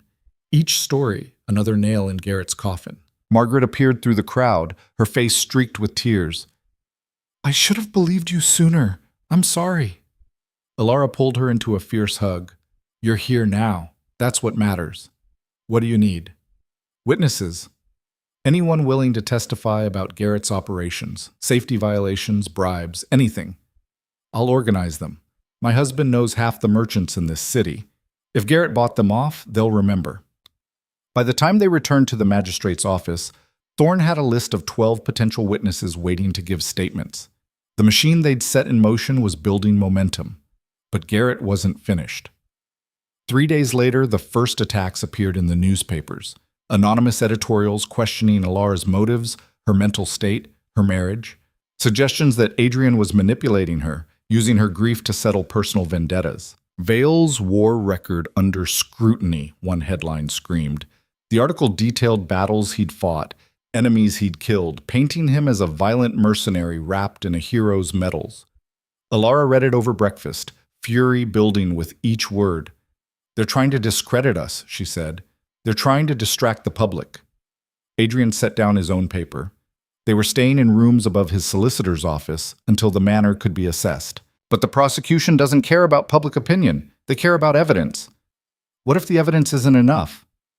It will be. You keep saying that because it's true. We have shipping manifests showing illegal arms sales, testimony from inspectors who were bribed, financial records proving Garrett's companies owned the mines that collapsed. Adrian leaned forward. This isn't about whether we have enough. It's about whether we have the courage to see it through. Elara met his eyes. I'm not backing down. I know, neither am I. Dr. Vance arrived that afternoon with news. The clinic staff wants to testify. Elara looked up from the deposition notes she'd been reviewing. About what? Most of them worked in mining territories before coming here. They've seen the conditions, treated injuries from unsafe equipment, buried men who died from preventable accidents. Dr. Vance's expression was grim. They're angry, and they want Garrett to answer for it. Will their testimony hold up? It's circumstantial, but it establishes a pattern, shows this wasn't isolated to your father's mine, it's systematic. Elara stood pacing the small room. How many staff are willing? All of them. 8 doctors, 16 nurses, 5 administrators. 29 witnesses, each one a thread in the web tightening around Garrett. Tell them thank you, Elara said, and tell them to prepare for Garrett's lawyers to tear them apart. Dr. Vance smiled. They've worked in frontier hospitals. They've dealt with worse than lawyers. The preliminary hearing was scheduled for 2 weeks out. In that time, the case exploded beyond anyone's expectations. Newspapers across 3 territories picked up the story. Federal prosecutors got involved, expanding the investigation to include Garrett's operations beyond the local jurisdiction. Thomas Garrett's empire, built over decades, was crumbling in real time. But empires didn't fall quietly. The threats started arriving daily. Letters promising violence, ruin, death. Most were anonymous. Some bore Garrett's associates' names, barely veiled warnings about the consequences of betrayal. Adrian hired guards, not enough to make them feel safe, but enough to make attacks more complicated. Elara learned to sleep with a knife under her pillow. The night before the hearing, she couldn't sleep at all. She stood at the window overlooking the city, watching gaslights flicker against darkness. Adrian found her there. "Nervous?" he asked. "Terrified." "Good. Means you understand the stakes." Elara glanced at him. "Aren't you scared?" "I've been scared since the day I realized my father's sins were mine to carry." He moved to stand beside her. "But fear's just another enemy. You learn to fight it like anything else." "How?" "By remembering what you're fighting for." Elara leaned against the window frame. "I keep thinking about my father. Whether he'd be proud or horrified by what we're doing. Both, probably. That's not comforting. It's honest." Adrian's voice softened. "Your father tried to do the right thing and it killed him. You're finishing what he started. That takes a different kind of courage. Or stupidity. Sometimes they're the same thing." Despite everything, Elara smiled. "You're not good at comfort." "Never claimed to be." She turned to face him fully. "When this is over, don't." "Don't what?" "Don't think past tomorrow. Not yet." Adrian's expression was unreadable. "Win first, plan after." "That's not how I work. It's how you survive." The distance between them felt charged, dangerous. Elara wanted to close it, to lean into the certainty he radiated like heat, but fear held her back. Not of him, of what it would mean if she admitted she needed him. "I don't want to lose you," she said quietly. "Then don't let me go." The words hung in the air, an invitation and a challenge. Elara stepped forward, closing the distance. Her hand found his, scarred palm against scarred palm. "I won't," she promised. Adrian's other hand rose to cup her face, his thumb brushing across her cheekbone. "You're the bravest person I know." "I'm terrified." "That's why it's brave." He kissed her then, soft, careful, like she was something precious that might break. Elara leaned into him, letting herself feel safe for the first time in months. When they pulled apart, Adrian rested his forehead against hers. "Tomorrow," he said, "we end this. Together. Together." The preliminary hearing convened at 9 in the morning. The courtroom was packed. Journalists, witnesses, curious citizens, and in the front row, Thomas Garrett flanked by 4 lawyers. His expression was cold contempt wrapped in expensive tailoring. Magistrate Thorne took the bench, surveyed the room, and called for order. "This hearing will determine if sufficient evidence exists to proceed to trial in the matter of corruption and criminal negligence against Thomas Garrett and associated business entities." His gaze swept the room. "I expect decorum. Anyone disrupting these proceedings will be removed." The prosecution started with shipping manifests. Dry, technical, but damning. Guns sold to territories in open conflict with federal forces. Supplies delivered to groups later designated as enemies of the state. All routed through Garrett's companies, all carefully obscured through shell corporations. Garrett's lead lawyer, a shark named Harrison Reed, objected constantly, challenged relevance, authenticity, chain of custody. Thorne overruled most of them. The testimony began after lunch. The first witness was a former shipping clerk who'd worked for Garrett for 8 years. He described the process of falsifying manifests, rerouting shipments, maintaining dual sets of books. Reed tore into him on cross-examination. "Isn't it true you were fired for theft?" "Yes." "So you have reason to harbor resentment against Mr. Garrett?" "I have reason to tell the truth. There's a difference?" The courtroom erupted in murmurs. Thorne banged his gavel. The next witness was stronger, a mine inspector who'd been offered bribes to overlook safety violations. He brought records, dates, amounts, specific mines, where he'd approved operations he knew were dangerous. "Why come forward now?" Reed demanded. "Because I'm tired of watching men die for money I spent on whiskey, trying to forget what I'd done. By the third day, the pattern was undeniable. Witness after witness, document after document, building a case so comprehensive that even Garrett's lawyers were visibly struggling. On the fourth day, Elara took the stand. Reed smiled like he'd been waiting for this. "Mrs. Vale," he began, his tone dripping false sympathy. "You've suffered tremendous loss, your father's death, your family's financial ruin. That must have been devastating." It was. "And when Mr. Adrian Vale approached you with this conspiracy theory about my client, you were living in poverty, desperate, vulnerable. I was surviving, on the edge of starvation, according to witnesses, hardly in a state to make rational decisions." Elara's hands clenched in her lap. "My physical state doesn't change the facts." "Doesn't it? Because it seems to me that a desperate woman might be willing to believe anything or accuse anyone if it meant escaping her circumstances." "Objection." The prosecutor stood. "Counsel is testifying." "Sustained. Mr. Reed, ask questions." Reed's smile never wavered. "Mrs. Vale, isn't it true that you married Mr. Vale within weeks of meeting him? That this entire crusade against my client serves to legitimize a marriage everyone knows was transactional?" Heat flooded Elara's face. "My marriage is not on trial here.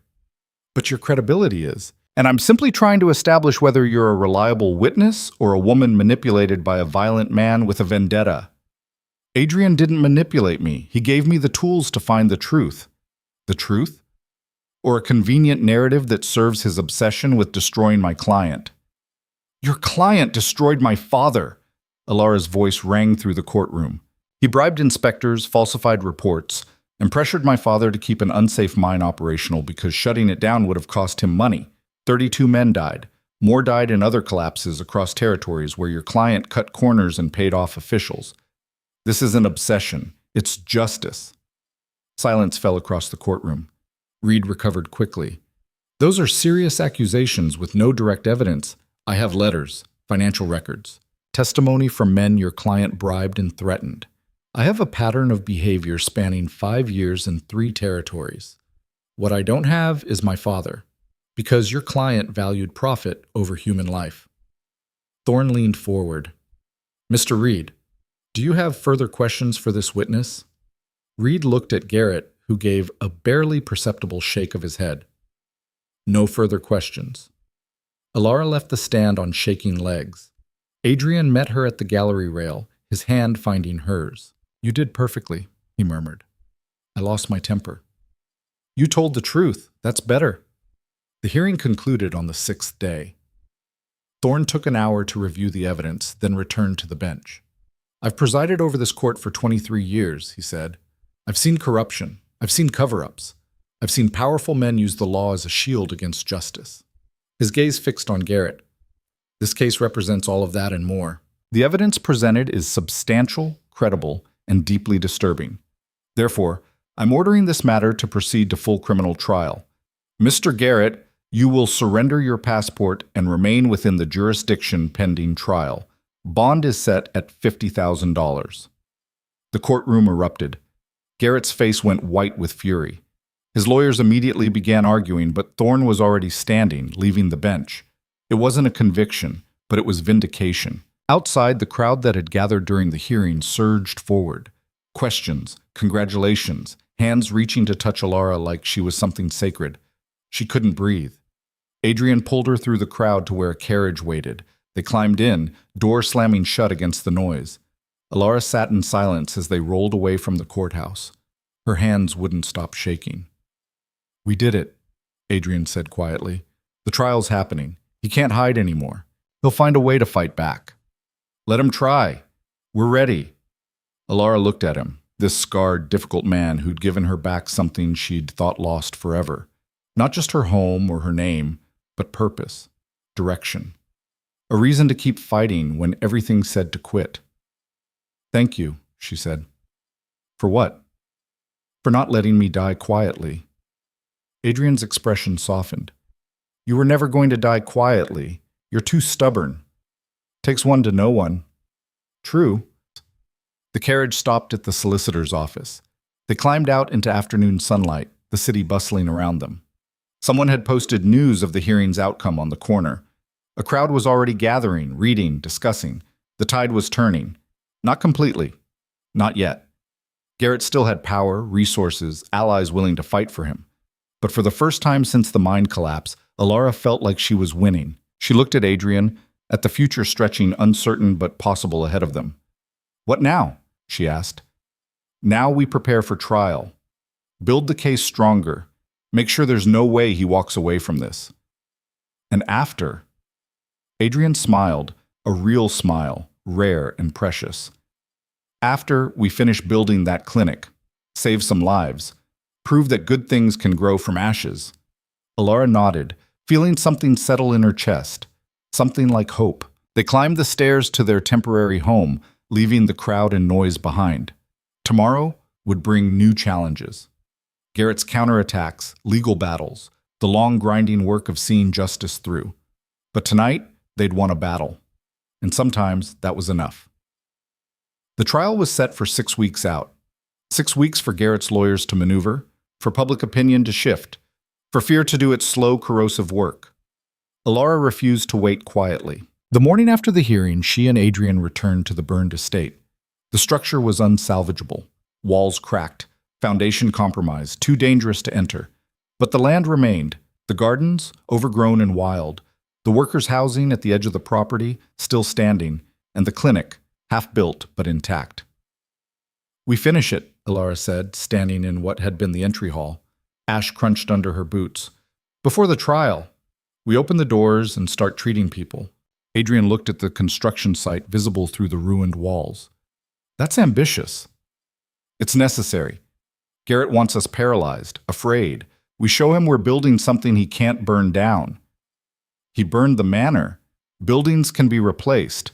What we're creating, the clinic, the testimony, the proof that people like him can be held accountable, that's permanent." Elara turned to face him. "Help me finish this." Adrian studied her face, something shifting in his expression. "What do you need?" "Carpenters, masons, anyone willing to work fast." "I'll find them." Within 3 days, the construction site swarmed with workers. Some were professionals Adrian hired.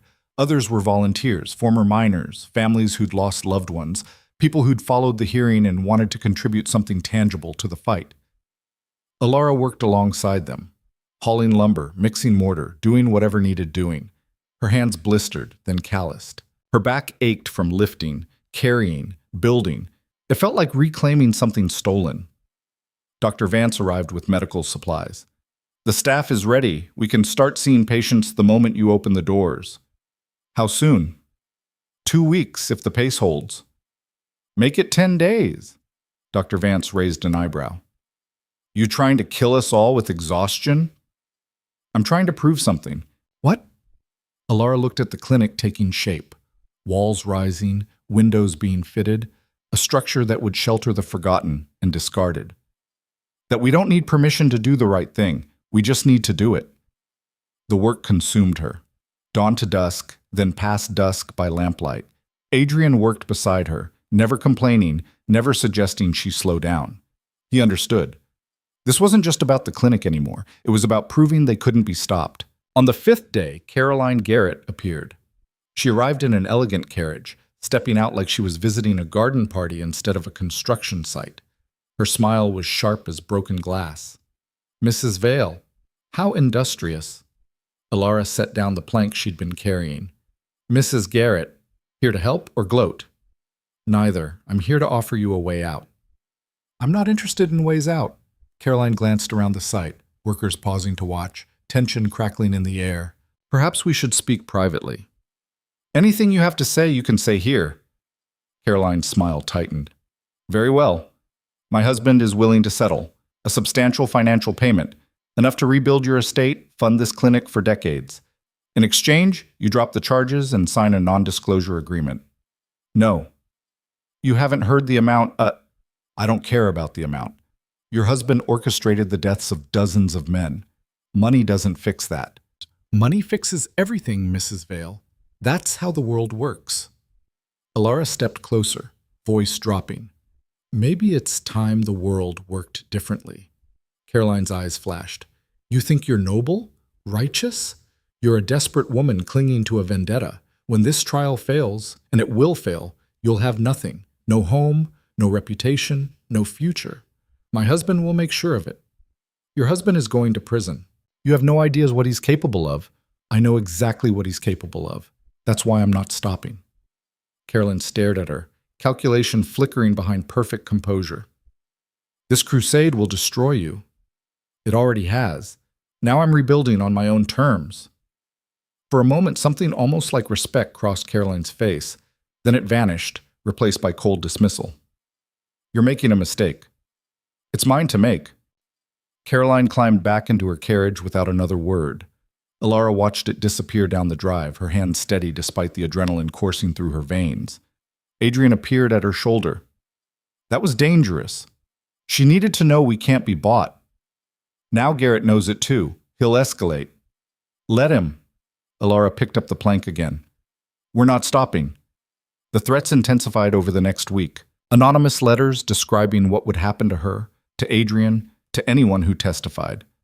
Dr. Vance received one threatening the clinic.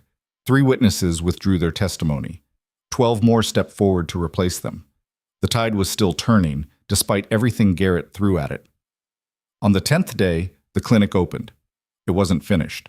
Half the rooms still needed paint. The waiting area had mismatched chairs donated by local families. The sign above the door was hand-painted instead of professionally lettered. But the doors opened at dawn, and by mid-morning, a line stretched down the road. Elara stood in the entry, overwhelmed.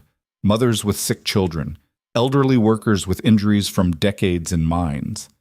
Families who'd traveled from frontier territories, hearing about a place where care didn't depend on ability to pay. Dr. Vance touched her arm. You did this. We did this. No, you started it. We just helped you finish. The clinic operated at capacity from the first day. The staff worked 16-hour shifts, treating everything from minor ailments to serious injuries. Word spread fast. Free medical care, competent doctors, no questions about background or ability to pay. Within a week, they were treating 50 patients daily. Within 2 weeks, the clinic had waiting lists. Newspapers covered it. Not the scandal sheets that had attacked Elara, but legitimate journalists documenting something unprecedented. A private clinic operating like a public good, funded not by charity balls and wealthy donors, but by one woman's determination to honor the dead by helping the living.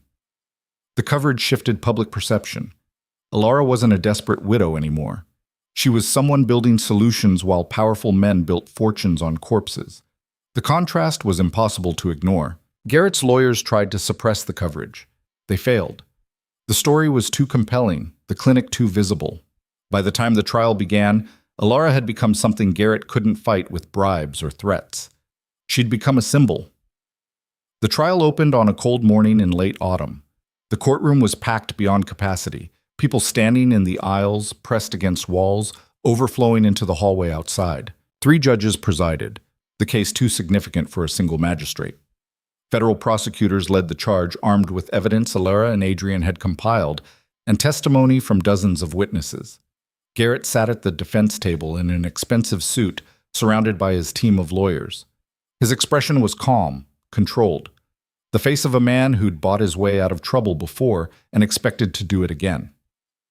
Elara sat in the gallery with Adrian, their hands joined beneath the bench. "Ready?" he murmured. "No, but I'm here anyway."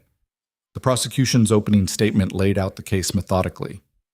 Corruption spanning years, bribes totaling hundreds of thousands, mines operated unsafely because fixing them cut into profit margins. They showed the shipping manifests, the falsified inspection reports, the shell companies designed to obscure ownership. They showed the pattern. Garrett's lead attorney countered with misdirection and doubt. The prosecution would have you believe my client is a criminal mastermind orchestrating vast conspiracies. The truth is simpler. Mr. Garrett is a successful businessman operating in difficult, dangerous industries. Accidents happen. Tragic, yes, but not criminal. The first week focused on financial records. Accountants testified about shell companies, money laundering, payments disguised as legitimate business expenses. Garrett's team attacked every witness, every document, looking for inconsistencies. They found few. The second week brought the mine inspectors. Men who'd taken bribes to overlook safety violations, who'd signed reports they knew were fraudulent. "Why did you do it?" the prosecutor asked one inspector, a gray-haired man who looked like he hadn't slept in months. "Because I needed the money, and because everyone else was doing it. The system was rotten all the way through. I told myself it didn't matter, that mines were dangerous regardless, that I couldn't change anything by refusing." "Do you still believe that?" The inspector looked directly at Garrett. "No, I believe I helped kill men who trusted me to keep them safe, and I believe Mr. Garrett knew exactly what he was buying when he paid me." The courtroom was silent. On cross-examination, Reed tried to break him. "You're testifying in exchange for immunity, correct?" "Yes." "So you have every incentive to lie, to implicate my client to save yourself." "I have every incentive to tell the truth. Lying is what got me here." The third week brought testimony from families who'd lost loved ones. The prosecution paraded them through one by one: widows, orphans, parents who'd buried children. It was devastating. Garrett's lawyers objected constantly, arguing emotional manipulation. The judges allowed it. These victims have standing. Their testimony is relevant. By the fourth week, the defense was visibly struggling. They called their own witnesses, business partners who vouched for Garrett's character, accountants who claimed the financial irregularities were misunderstandings, mining experts who argued the collapses were unavoidable. The prosecution tore them apart.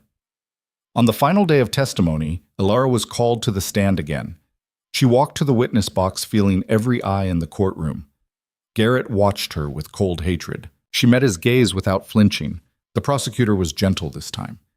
"Mrs. Vale, can you describe what your father was like?" Elara's throat tightened. He was stubborn, principled. He believed mining could be done safely, ethically, that workers deserve protection, not just exploitation. Did he raise safety concerns about the Whitcomb mine? Constantly, for months before the collapse. What happened when he did? He was pressured to keep operating, told the repairs could wait, that shutting down would cost too much. Elara's voice strengthened. He died trying to fix what should never have been broken in the first place. "Do you believe Mr. Garrett bears responsibility for your father's death?" Reed shot to his feet. "Objection. Calls for speculation." "I'll rephrase. Mrs. Vale, based on the evidence you've seen, the letters, the financial records, do you believe Mr. Garrett's actions contributed to the conditions that caused the mine collapse?" "Yes. I believe he created a system where profit mattered more than lives, and I believe my father died because of it." Reed's cross-examination was brutal. He attacked her marriage, her mental state, her financial desperation. He suggested she was lying for money, for revenge, for attention. Elara answered every question calmly, refusing to be rattled. "Mrs. Vale, isn't it true that you've personally benefited from this case? The publicity has brought donations to your clinic, elevated your social standing. The publicity has brought death threats and arson. If I wanted easy money, I would have taken your client's settlement offer." "You were offered a settlement?" "Your client's wife visited me, offered enough money to rebuild everything. I refused." Reed's expression flickered. "Why?" "Because some things aren't for sale. My father's life. Those 32 men. The truth. No amount of money makes that negotiable." The courtroom erupted in applause. The judges called for order, but the damage was done. Elara left the stand knowing she'd won this round. Closing arguments came on a gray Friday. The prosecution went first, summarizing weeks of testimony into a single devastating narrative. Thomas Garrett built an empire on the backs of men he considered disposable. When those men died, he called it the cost of doing business. But the law calls it something else. Criminal negligence, manslaughter, corruption so pervasive it poisons everything it touches. Reed countered with appeals to reasonableness. "The prosecution wants you to believe in a vast conspiracy, but business isn't conspiracy. My client made hard decisions in difficult circumstances. That doesn't make him a criminal." The judges deliberated for 3 days. Elara spent those days at the clinic, throwing herself into work because sitting still meant thinking, and thinking meant spiraling into fear. What if they lost? What if Garrett walked free, vindicated, more powerful than before? What if everything they'd sacrificed meant nothing? Adrian found her in one of the treatment rooms, late on the third night. "You need to sleep. I need to stay busy. You need to take care of yourself. Elara set down the supplies she'd been organizing. What if we lose? We won't. You don't know that? I know we told the truth. I know we brought evidence no one can deny. I know we made it impossible for them to ignore what happened. Adrian crossed to her, taking her hands. Whatever the judges decide, we did everything we could. Is that supposed to be comforting? It's supposed to be enough. Elara leaned against him, letting herself be held. I'm terrified. I know, so am I. The honesty undid something in her chest. She pulled back, looking up at him. What happens if we win? We keep building. The clinic, the estate, whatever comes next. Together? Adrian's expression softened. If you'll have me. That's not an answer. It's the only one I've got. Elara kissed him then, fierce, desperate, claiming something she'd been too afraid to name. Adrian kissed her back, hands tangling in her hair, pulling her closer. When they broke apart, both breathing hard, Elara rested her forehead against his. I love you, she said. I didn't want to, didn't plan to, but I do. Adrian's eyes closed briefly. I've loved you since you collapsed in that ballroom and told me to let you go. Since you chose pride over survival, and I realized you were the most stubborn, infuriating, incredible person I'd ever met. You have terrible taste. Apparently. They stood like that, wrapped in each other, while outside the clinic carried on, patients being treated, lives being saved, good things growing from ashes. The verdict came on the fourth day. The courtroom was so packed, guards had to turn people away at the doors. Elara and Adrian sat in their usual spot, hands joined, waiting. The judges entered. Everyone stood. In the matter of the prosecution versus Thomas Garrett, the lead judge began, his voice carrying across the silent room. We have reviewed this evidence presented over 4 weeks of testimony. The charges are numerous and severe. The evidence is substantial. Elara couldn't breathe. On the charge of criminal negligence resulting in death, guilty. The courtroom exploded. Elara's hand flew to her mouth. On the charge of bribery of public officials, guilty. Garrett's face went white. On the charge of conspiracy to defraud, guilty. One by one, the charges. One by one, guilty. When the lead judge finished, Garrett sat frozen, his empire collapsing in real time. Mr. Garrett, you will be remanded into custody pending sentencing. This court finds your actions represent a pattern of criminal behavior that endangered countless lives in pursuit of profit. You showed no remorse, no acknowledgement of wrongdoing. Therefore, this court recommends the maximum sentence allowable by law. Guards moved forward. Garrett stood on shaking legs as they cuffed his hands behind his back. As they led him past the gallery, he looked directly at Elara. This isn't over. She met his eyes. Yes, it is. He was led away. The courtroom remained in chaos, people crying, shouting, embracing, journalists rushing to file stories, families who'd waited years for justice, finally seeing it delivered. Elara sat in the middle of it all, tears streaming down her face. Adrian pulled her against him. You did it! We did it. No, you started this. You refused to be quiet. You forced them to listen. He kissed her temple. You won. Outside, the crowd that had gathered during the trial surged forward. Questions, congratulations, hands reaching to touch her. Elara let Adrian guide her through it to a waiting carriage. They climbed in, door shutting against the noise. Where to? The driver asked. Elara looked at Adrian. The estate. I want to go home. The burned manor still stood, blackened and broken. But beside it, the clinic blazed with light. Patients coming and going, staff working through the evening, saving lives. They stood looking at it together. We'll rebuild the manor, Adrian said. Something better than before. Something that matters. It always mattered. Not like this, Elara turned to face him. Before it was just a house, a name. Now it's a place where people come to heal. That's worth more than any amount of stone and mortar. Adrian smiled. When did you get so wise? When I married a stubborn bastard who wouldn't let me starve quietly. Best decision I ever made. Proposing? Not letting go when you told me to. Elara laughed, the sound bright and genuine. I'm glad you didn't. They walked into the clinic together. Dr. Vance looked up from a patient chart. How did it go? Guilty. All charges. The doctor's eyes widened. All of them? Every single one. Dr. Vance whooped, the sound echoing through the clinic. Staff emerged from treatment rooms, questions flying. Elara told them everything, the verdict, the sentencing, the way Garrett had looked when they led him away. "This is because of you," one of the nurses said. "You started this." "We finished it together," Elara corrected. "Every person who testified, who donated, who built this place, we all finished it." The celebration lasted into the night. Someone produced wine. Someone else brought food. The clinic transformed into something halfway between hospital and home, filled with laughter and relief and the bone-deep satisfaction of work completed. Around midnight, Elara slipped outside. The night was cold, stars brilliant overhead. She walked to the burned manor, standing where the entry hall had been. Her father had died here. Not physically, but this was where his dream had crumbled. The estate, the mine, everything he'd built. Now something new was rising, not a replacement, a transformation. Adrian found her there. "What are you thinking?" "That my father would have hated the clinic." "Why?" "Because it's messy, chaotic, nothing like the organized, efficient operation he imagined." Elara smiled. "But I think he would have loved what it represents, taking something broken and making it serve the people he failed." "You didn't fail anyone." "I failed for a long time, spent months feeling sorry for myself, surviving instead of living." She looked at Adrian. "You changed that."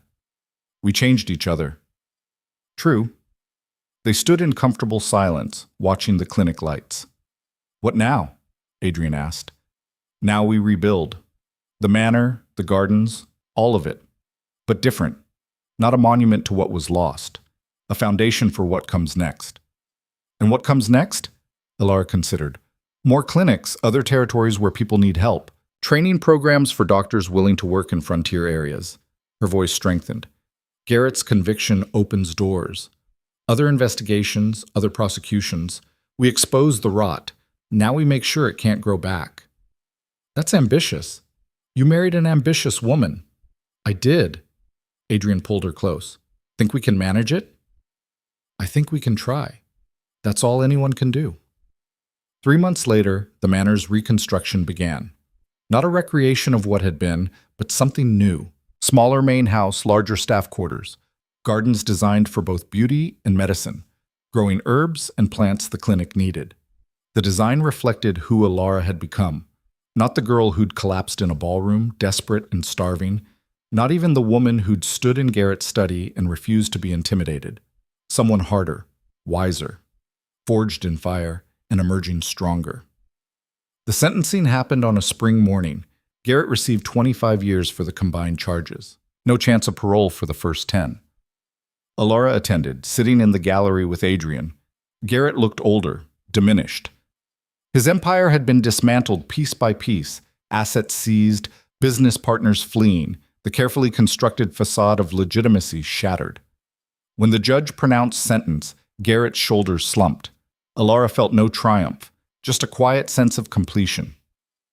Outside, reporters swarmed. "Mrs. Vale, how do you feel?" "Relieved, grateful, ready to move forward." "Will you continue pursuing other cases of corruption?" "I'll continue building things that matter. Whether that includes more prosecutions depends on what evidence surfaces." "Your clinic has inspired similar initiatives in 3 other territories. Do you take credit for that?" Elara smiled. "I take responsibility for starting something. The rest belongs to everyone who believed it was possible." She and Adrian walked away from the courthouse, leaving the questions behind. The clinic now operated 6 days a week, treating over 100 patients daily. A second building was under construction to house overnight patients. Dr. Vance had recruited 12 more doctors, 20 nurses, support staff numbering in the dozens. It had become exactly what Elara envisioned, a place where money didn't determine survival, where the forgotten and discarded found help. One afternoon, the widow who'd approached Elara outside the magistrate's office returned. She brought her granddaughter, pregnant, frightened, unable to afford care. Elara personally walked them to the maternity ward. "We'll take care of you, both of you." The widow's eyes filled with tears. "You've done so much already. This is what we're here for. You don't owe me thanks. You deserve care. Everyone does." The baby was born 3 weeks later, healthy, strong. The grandmother held her, weeping with relief. "What will you name her?" Elara asked. "Hope, because that's what you gave us." Alara's throat tightened. "She's beautiful. So are you, not just outside, the person you are. What you've built." The widow squeezed her hand. "Your father would be proud." Would he? Elara didn't know. Her father had been complicated, principled but flawed, determined but ultimately broken by a system bigger than himself. But she'd taken his failure and transformed it into something lasting. Maybe that was enough. That evening, Elara and Adrian stood in the partially rebuilt manor. The frame was complete, walls rising, windows fitted. In a few months, it would be habitable. "It's coming together," Adrian said, "slowly." "Good things take time." Elara leaned against him. "I've been thinking about the future. Always dangerous. I want children, eventually. Not now, but someday." Adrian went still. "You're sure?" "I'm sure I want a future worth bringing children into, and I think we're building that. It's still dangerous. Garrett's allies are still out there. There will always be danger. Always powerful people who don't want change." Elara looked up at him. "But there will also be this, clinics, justice, people willing to fight for what's right. I want our children to grow up knowing that matters." Adrian kissed her forehead. "Then we'll give them that." 2 years later, the manor stood complete. Not as grand as the original, but warmer, more lived in. The gardens flourished, a mix of flowers and medicinal herbs. The clinic had expanded to 3 buildings, treating patients from across the territory. Elara stood in the main hall, hand resting on her swollen belly. 7 months pregnant, moving slower but still working daily at the clinic. Dr. Vance had forbidden her from heavy lifting. "You're building a human. That's enough work." "I'm bored." "Read, knit, plan nurseries, normal pregnant woman things." "I'm not normal." "No, you're stubborn, but even stubborn people need rest." Elara had grudgingly complied. Mostly. Adrian found her rearranging furniture in what would be the nursery. "You're supposed to be resting." "I'm supervising." "You're doing it yourself." Small difference. He took the chair from her hands, set it down, then guided her to sit. "Rest. That's an order." "You can't order me. Watch me." But his voice was gentle, his hand soft on her cheek. "The baby needs you healthy." "I need you healthy." Elara sighed. "I hate being useless." "You're growing our child. Nothing useless about that." Their daughter was born on a spring morning, arriving faster than expected. Dr. Vance delivered her personally, the clinic staff hovering anxiously outside. When Elara held her for the first time, tiny, red-faced, impossibly perfect, something settled in her chest. This was what she'd been fighting for. Not just justice or revenge or proving herself. This future. This possibility of life continuing, growing, becoming something new. "She's beautiful," Adrian whispered, his scarred hand gentle on the baby's head. "She's ours." "What should we name her?" Elara looked at her daughter, this small, fierce creature who'd fought her way into the world. "Meredith. After my mother." "Meredith Vale." Adrian smiled. "I like it." The baby's arrival transformed the estate. Suddenly there were toys scattered in the sitting room, a bassinet by Elara's desk, the sound of infant cries breaking the night. Elara had never been so exhausted, or so content. On Meredith's first birthday, they held a celebration at the clinic. Not just family, but patients, staff, everyone who'd become part of their extended community. Elara stood watching her daughter toddle between adults, laughing as someone caught her before she fell. Margaret approached, her own children in tow. "You've done well. We've survived. You've thrived. There's a difference." Margaret gestured at the clinic, the gardens, the people gathered celebrating. "You took the worst moment of your life and turned it into this. That's not survival, that's transformation." Elara considered. "I just did what needed doing." Most people wouldn't have. They would have accepted the settlement, taken the money, disappeared into quiet, comfortable lives. Margaret's voice softened. "You chose the hard path, the one that mattered." After the celebration, Elara and Adrian walked through the gardens. Meredith slept in Adrian's arms, exhausted from attention. Do you ever regret it? Elara asked. The marriage, the fight, all of it? Never. You? Sometimes I think about the version of my life where I took Garrett's money, where I rebuilt the estate quietly and never pursued justice. Would you have been happy? No, I would have been comfortable. There's a difference. They stopped at the memorial they'd built, a simple stone listing the names of the 32 men who'd died in the mine collapse. Fresh flowers sat at its base, placed there weekly by families who still remembered. My father's name should be here too, Elara said quietly. He made mistakes. So did I. So do we all. She touched the stone. But he tried. In the end, that's all any of us can do. Adrian shifted Meredith in his arms. What would you tell him, if you could? Elara thought about it. That I finished what he started. That the men who died weren't forgotten. That something good grew from the tragedy. She paused. And that I forgive him. For being human. For failing. That's more grace than most people deserve. Maybe. But grace is the only thing that breaks cycles. Someone has to choose mercy over revenge. Forgiveness over bitterness. Elara looked at her sleeping daughter. I want her to grow up knowing that's possible. 5 years later, Meredith ran through the gardens with 3 other children, 2 from staff families, one the daughter of a former mine worker who'd found employment at the estate. The clinic had expanded again. Now it trained doctors, offering apprenticeships to young people from frontier territories who couldn't afford formal medical education. The model had spread. 7 other territories had opened similar clinics, using Elara's as a template. Legislation had passed requiring mine inspections, worker protections, accountability for owners who cut corners.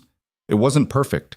Corruption still existed. Powerful people still exploited the vulnerable. But it was better. And it continued improving.